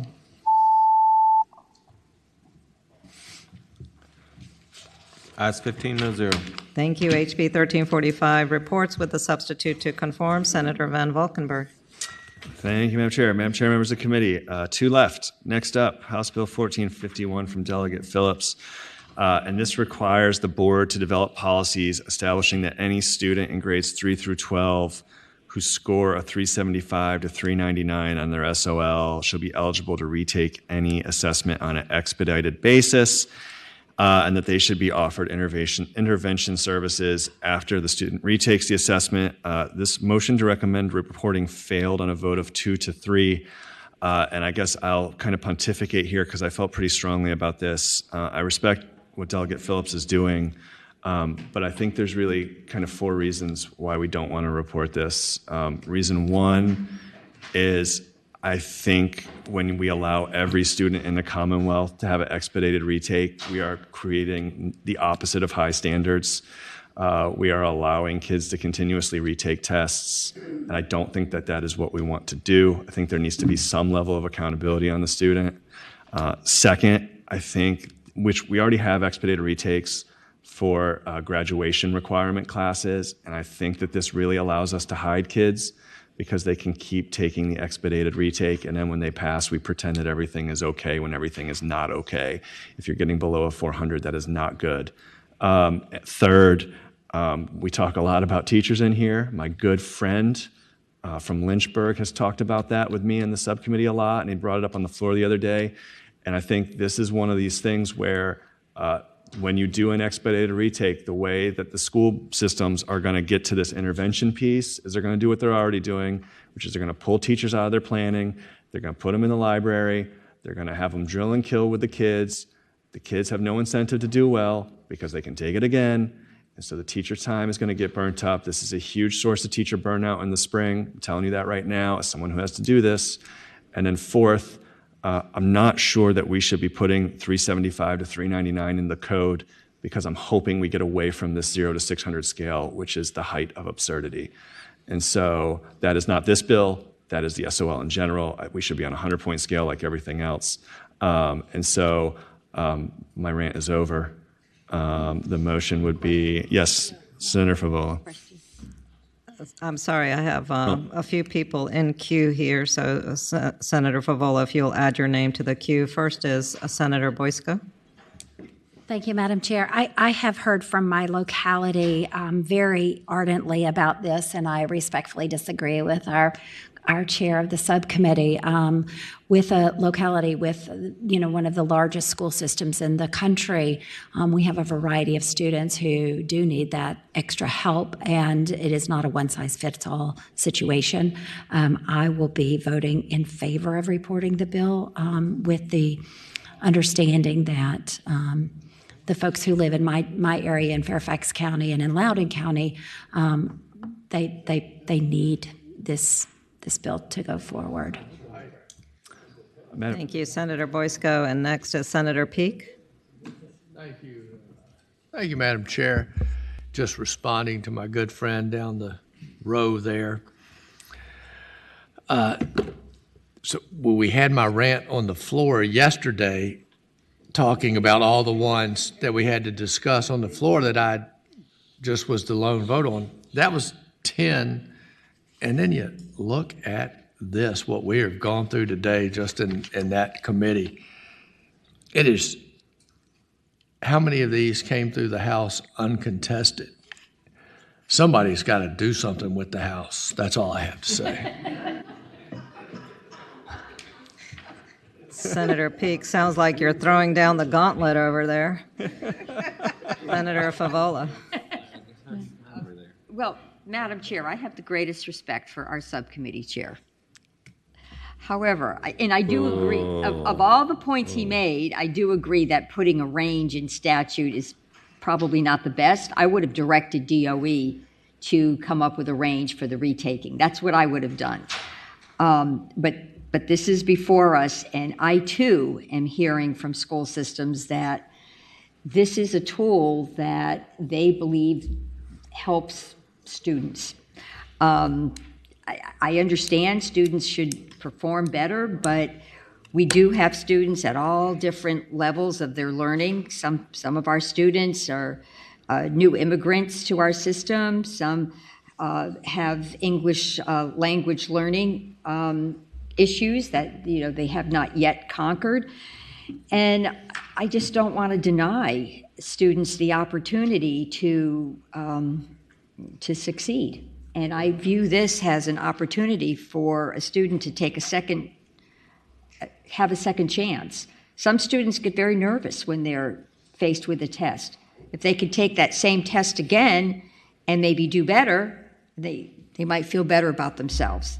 So that's where I'm at. I do want to say that I would be open to new legislation next year, if we're going to look at the entire testing model and SOQs, maybe we need a comprehensive look, and I would be fine with that, and I would be fine, tweaking this language next year or putting it into a more comprehensive approach. But I believe for now, I have to vote for it. Thank you, Senator Favola. Next is Senator Pekarsky, followed by Senator Locke. And I'll just ask if Delegate Phillips is in the room and would like to make comments as well. But okay,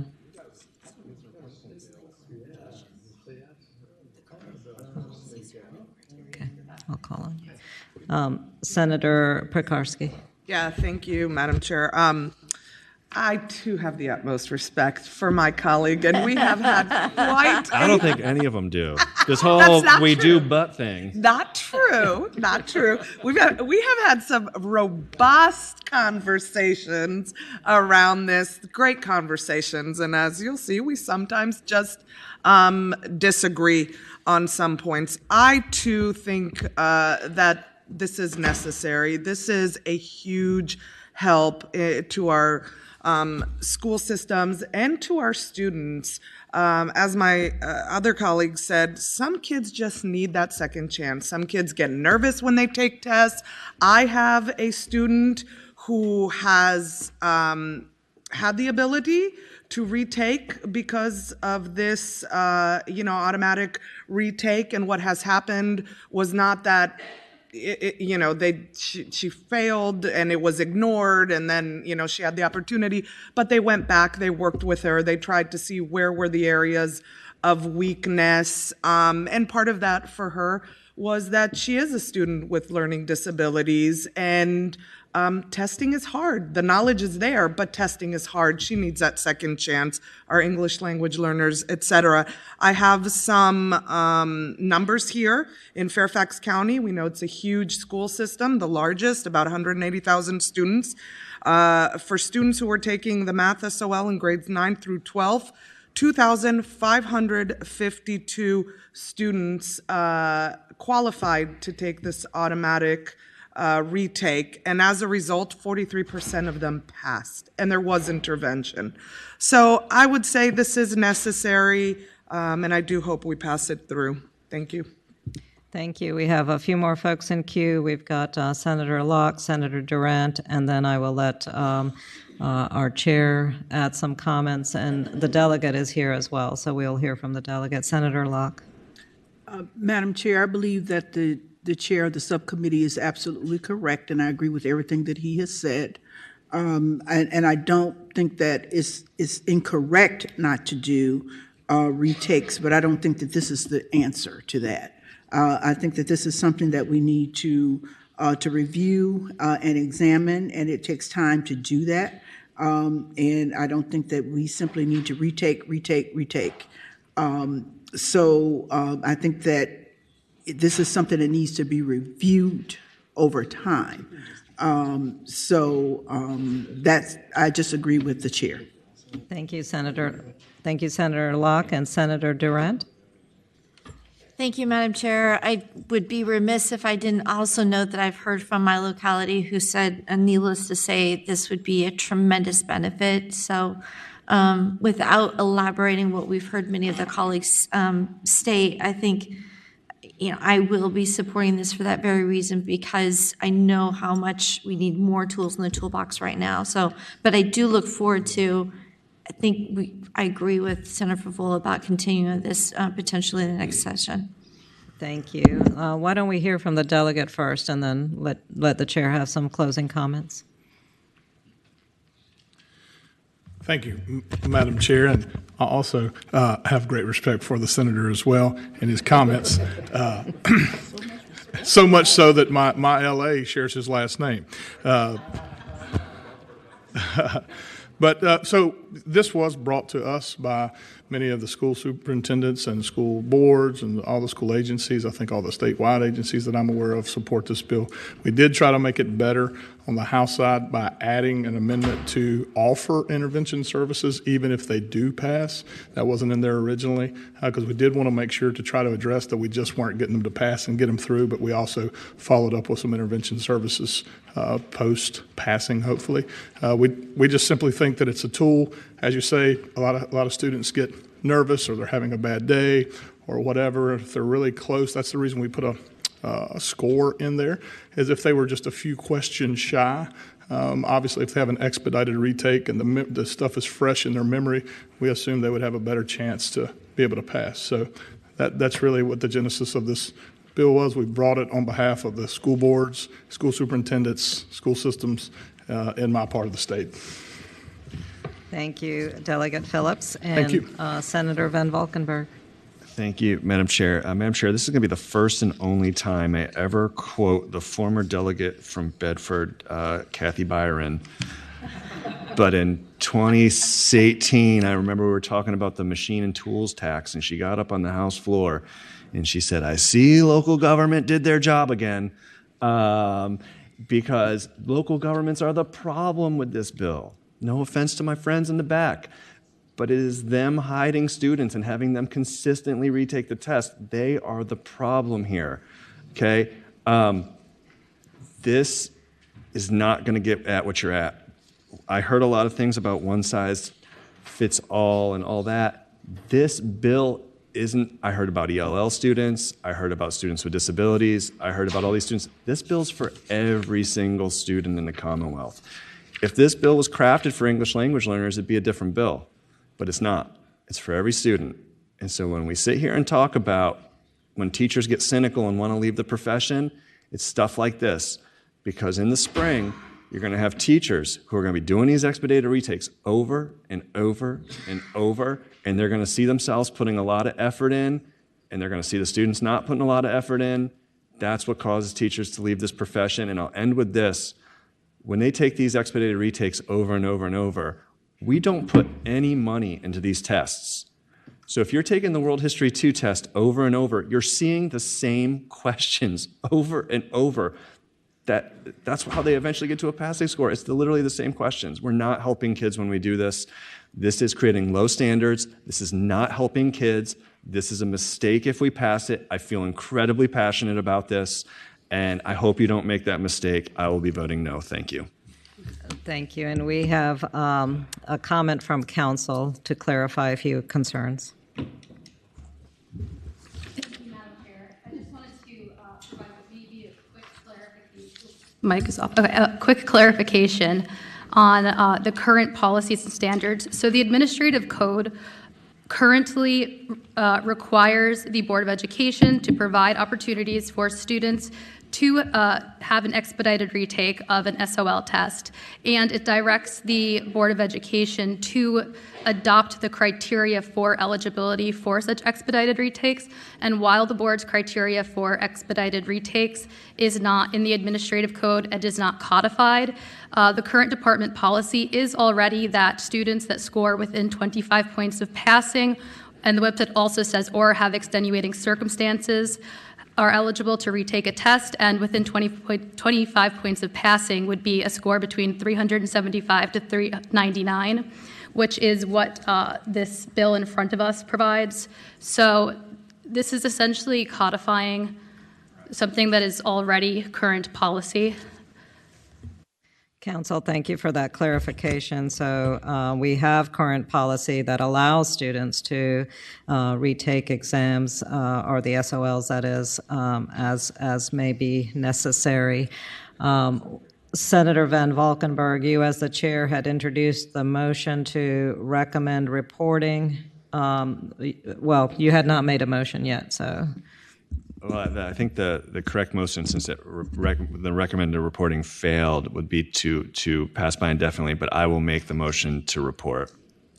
Based on our conversation, you are making the recommendation, or you're making the recommendation that we report the bill.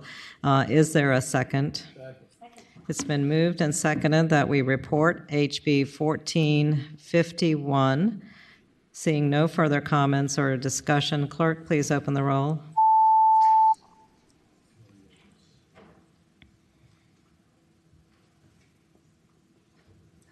I meant to change mine. Can you change me to a yay? Ayes 7, noes 8. Did you change me? Yes. Yes. On a vote of 7 to 8, HB 1451 fails to report. So thank you, Delegate Phillips. Thank you for being here. Senator Van Valkenburg. Thank you, Madam Chair. Madam Chair, last is House Bill 1477. And so on the Senate side, we passed by indefinitely Senator Suderline's bill. However, Delegate Rasul's bill is significantly different and kind of represented peace in the valley, so to say, with stakeholders across the spectrum, and was something that we thought was a good bill. And this is about flexibility with instructional time. And so we recommended reporting with the substitute, so I'll move the substitute first. It's been moved and seconded that we conform HB 1477 to, no? Oh, we're not conforming, okay. It has been Oh, moved. no, I'm sorry. No, we have to, no, there's a substitute, though. There was a substitute, right? Yeah, there's a substitute. It's just not conforming. Okay. Yeah, It's been we're moving moved the and substitute. seconded that we adopt the substitute. All in favor? Aye. Any opposition? The substitute has been adopted. Okay, so thank you, Madam Chair. Madam Chair, members of the committee, this narrows the bill to say that the Board of Education will provide local school boards with maximum flexibility to waive existing instructional hour requirements by developing alternative instructional time models, to provide in its standards of accreditation flexibility for local school boards to develop programs that provide alternative pathways, and update by December 2024 its guidelines for graduation requirements, local alternative paths to standard units of credit. This was a lot of work that the delegate put in and that a lot of the stakeholders that are in this room put in. So we recommended reporting the substitute 5-0, and I so move. It's been moved and seconded that HB 1477 be reported as substituted. Are there any other comments or questions from the committee? Seeing none, clerk, please open the roll.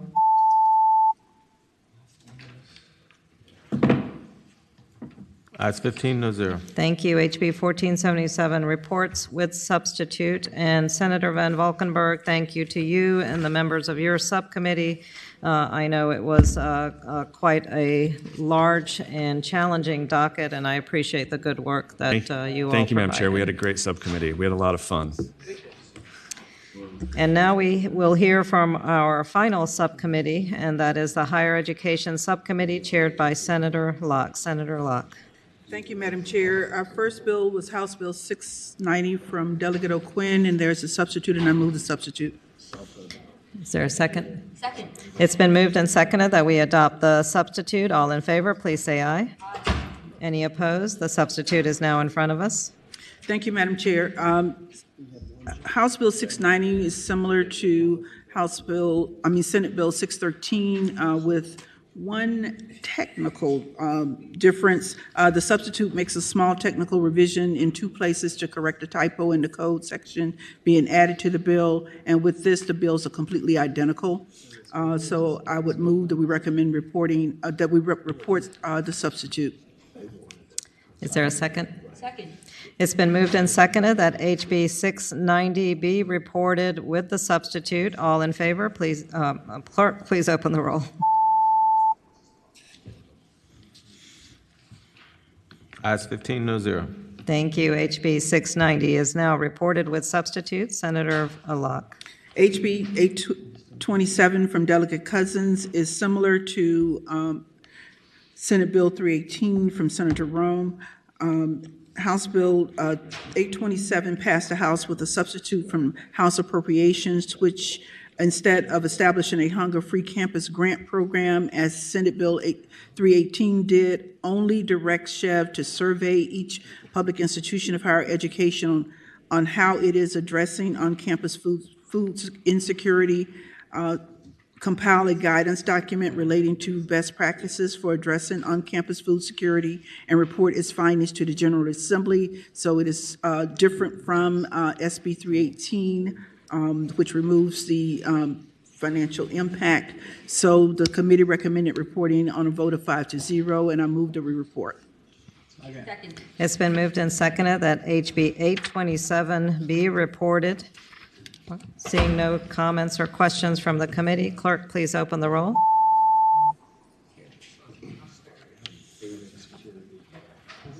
Ayes 14, noes 1. Thank you. HB 827 is reported. Senator Locke. Please note that Senator Peake wants people to be food insecure. Okay, HB 980 from Delegate Tran requires each public institution of higher education and nonprofit private institution of higher education to provide information about on-campus individuals or entities that are qualified to provide the appropriate ongoing mental and behavioral health support to any student who reports to the institution an act of hazing or an act of bullying experienced as a result of a report of an act of hazing. The committee recommended reporting on a vote of 5-0, and I recommend that it be reported. Second. It's been moved and seconded that HB 980 be reported. Are there any questions or comments from the committee?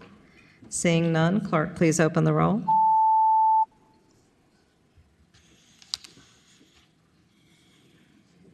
Ayes 15, noes 0. Thank you. HB 980 is reported. Senator Locke.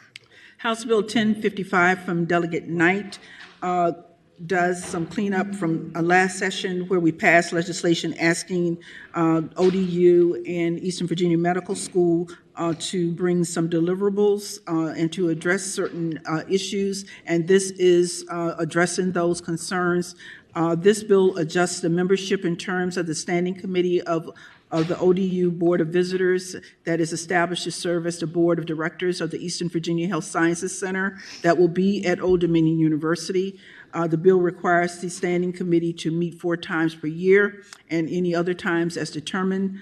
The bill also is required by January 1st, 2029, that the Old Dominion Board of Visitors, the Standing Committee of the Eastern Virginia Health Sciences Center at Old Dominion University, the Governor and the Chairman of the House Committee on Appropriations and the Senate Committee on Finance and Appropriations to provide written input to one another on whether the Standing Committee governance provisions contained in the bill should be revised.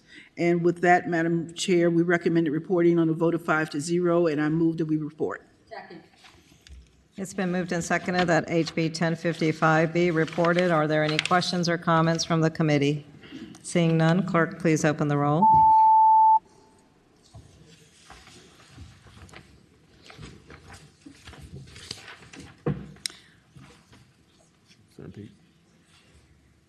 Senator Peake. I thought I voted. Ayes 15, noes 0. Thank you. HB 1055 reports. Senator Locke.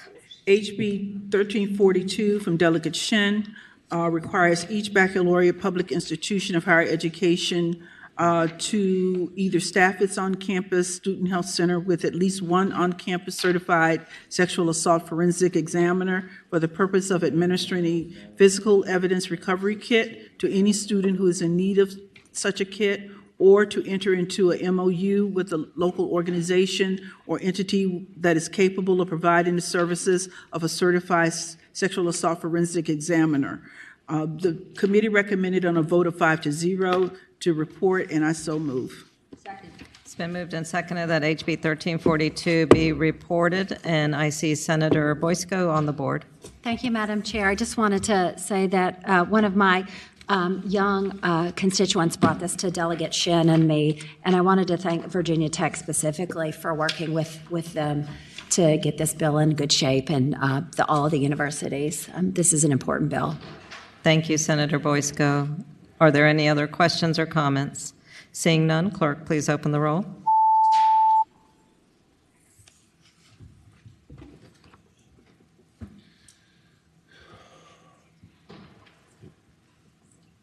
Suterline. Thank you. Ayes 15, noes 0. Thank you. HB 1342 is reported. Senator Locke. House Bill 1357 from Delegate Marshall requires the Institute for Advanced Learning and Research to encourage and coordinate the development and delivery of non-credit courses with a focus on statewide and regional critical shortage areas and needs of industry that include needed adult education and workforce training.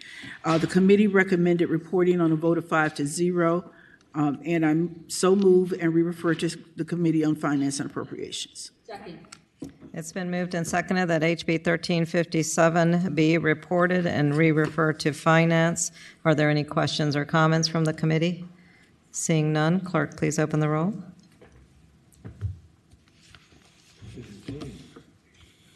Ayes 15, no zero. Thank you. HB 1357 reports and is re-referred to Finance. Senator Locke. HB 1365 from Delegate Carr requires each public institution of higher education to release an academic transcript directly to the employer or prospective employer of a student currently or formerly enrolled at an institution upon the request of the student. The bill also prohibits any public institution of higher education from conditioning the release of an academic transcript to a student currently or formerly enrolled at the institution on the payment of outstanding debt. This committee recommends reporting on a vote of 5-0, and I so move. Second. It's been moved and seconded that HB 1365 be reported. Are there any questions or comments from the committee? Seeing none, clerk, please open the roll.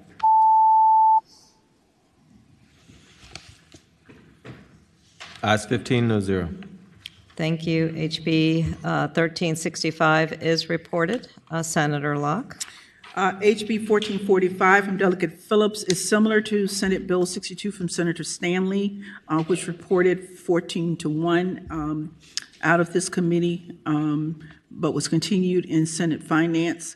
It requires a new college institute to design and implement in collaboration with the Department of Labor and Industry and other institutions, their relevant agents, any workforce development programs necessary to support the initiatives of NCI,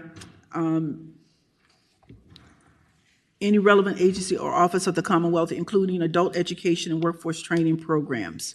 The bill does contain a reenactment clause.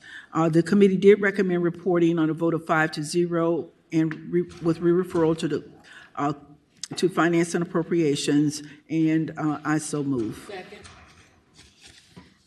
Thank you. It's been moved and seconded that HB 1445 be reported and re-referred to Finance. I would just ask a question of our Chair of Finance, because Senate Finance ended up continuing the Senate bill.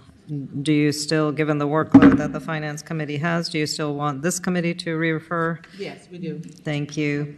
And we have a motion on the floor. Are there any questions or comments? Clerk, please open the roll.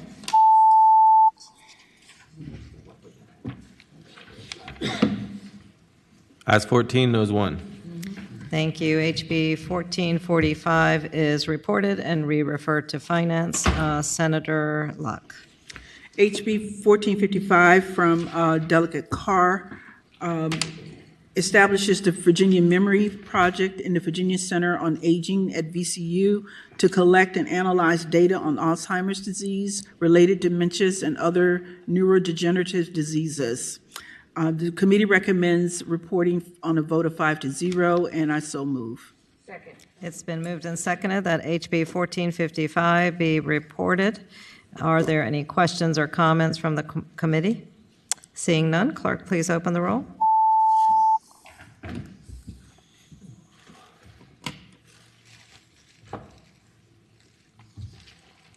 Ayes 15, no zero.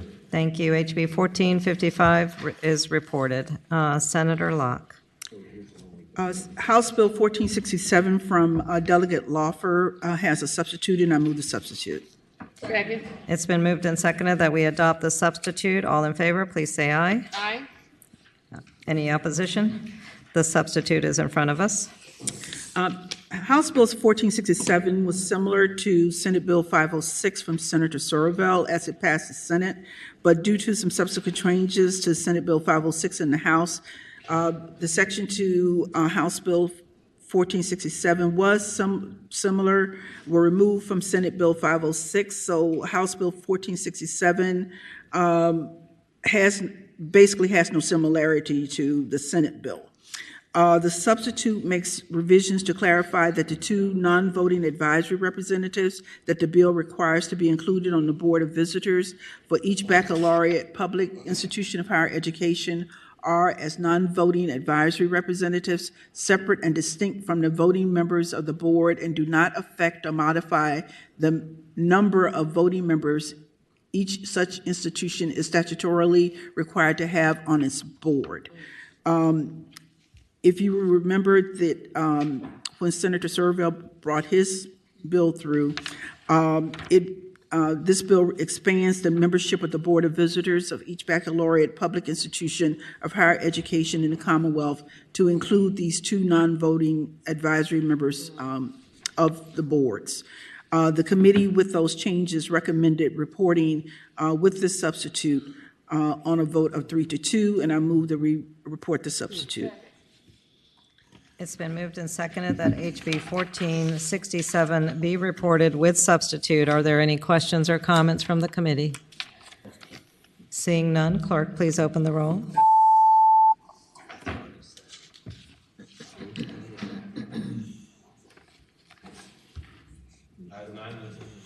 As 906. Thank you. HB 1467 is reported with the substitute. Senator Locke.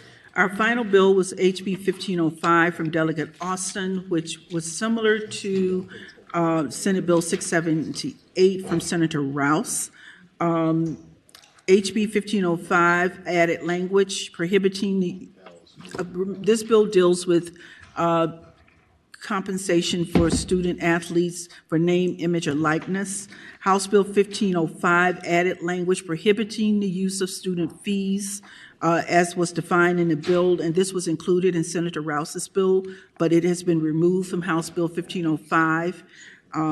So it does not include compensation for student athletes for their name, image, or likeness, and it adds language clarifying that no employee of an institution, its supporting foundation, or any entity acting on its behalf will be liable for any damages to a student athlete's ability to earn compensation for the use of their name, image, or likeness resulting from decisions and actions routinely taken in the course of intercollegiate athletics.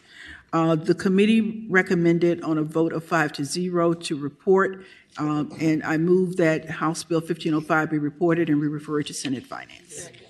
It's been moved and seconded that HB 1505 be reported and re-referred to Finance. Are there any questions or comments from the committee? Seeing none, clerk will open the roll.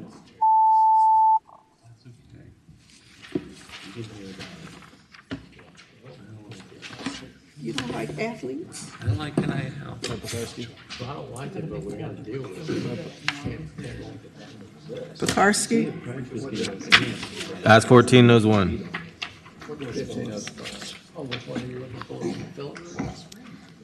Thank you. Madam Chair.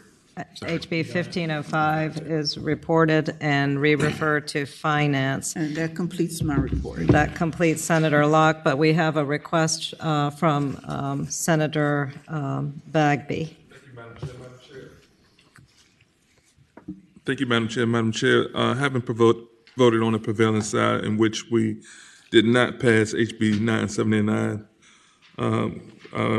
request that we reconsider that vote. And what page was that? That page is the page I tore off.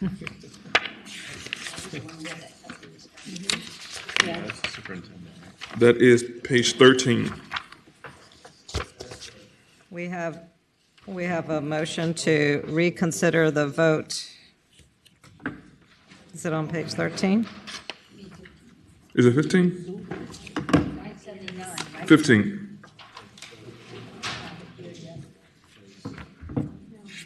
It's not on 15 either. 979. It's on page 18. Oh, yeah, 18 for you guys. Yours is a different number than ours. Yeah, the chairs have different numbers than we do.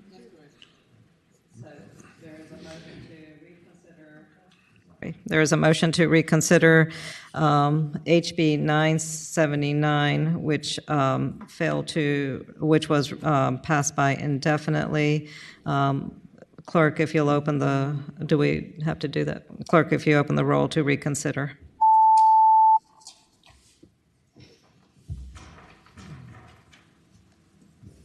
Ayes 15, no 0. HB 979 is now in front of us. Senator Bagby, did you wish to Thank you, make Madam any Chair. Madam comments? Chair, can that bill go back for the day? The day is still dead. This is our final meeting. So. Can the bill go back for the day? Without objection, the bill goes by for the day. Thank you so much. Thank you, Senator Bagby. Madam Chair. Senator Pillion? I'm sorry, Yes. Pillion? Madam Chair, having voted on the prevailing side, which we felt to engross 1451, if we could reconsider that vote so I could correct my vote. 14, what was the number? Senator Pillion, what number was that? 1451, page 17. 1451, page 17, and page 22 on our chair's docket here. There is a motion to reconsider the vote. Clerk, please open the roll.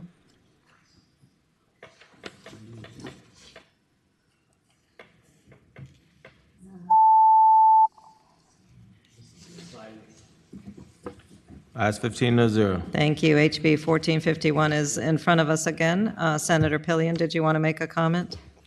I think we've heard enough. Madam Chair. Yes, Senator Van Valkenburg. Everybody says they want high standards, and everybody votes for low standards. Second chance. I say let's vote for a second chance. The motion, is there a motion then to report? Can we have that motion again? You voted no before. Vote no again. Do you want to move to report again?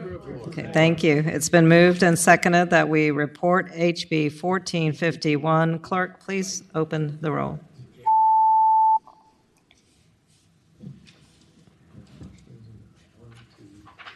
Ayes 9, no 6. HB 1451 now reports on a vote of 9-6. Are there any other bills that anyone wishes to reconsider? Well, you can tell me what happened. Who did they vote? Well, I want to thank our committee members once again. I want to thank our wonderful attorneys from our Division of Legislative Services. Thank you to Hobie. Thank you to Andrew. This is our final meeting. Thank you to everyone who's joined us. Madam Chair. Yes, Madam Chair. Before we all leave our stations, I'd just like to tell you how proud I am of the way that you have conducted this meeting in this 2024 session of the General Assembly. You brought a calm and a steadiness to this committee that I wish I could have done while I was there. And I just think that we all need to give you a round of applause for running such a wonderful committee. Thank you, Madam Chair. It's been a true honor to be chair of this committee and to follow your footsteps. Thank you. I wish I could have been as calm. I was banging on the gavel. Yeah, you remember. The Senate of Virginia, Richmond, Virginia.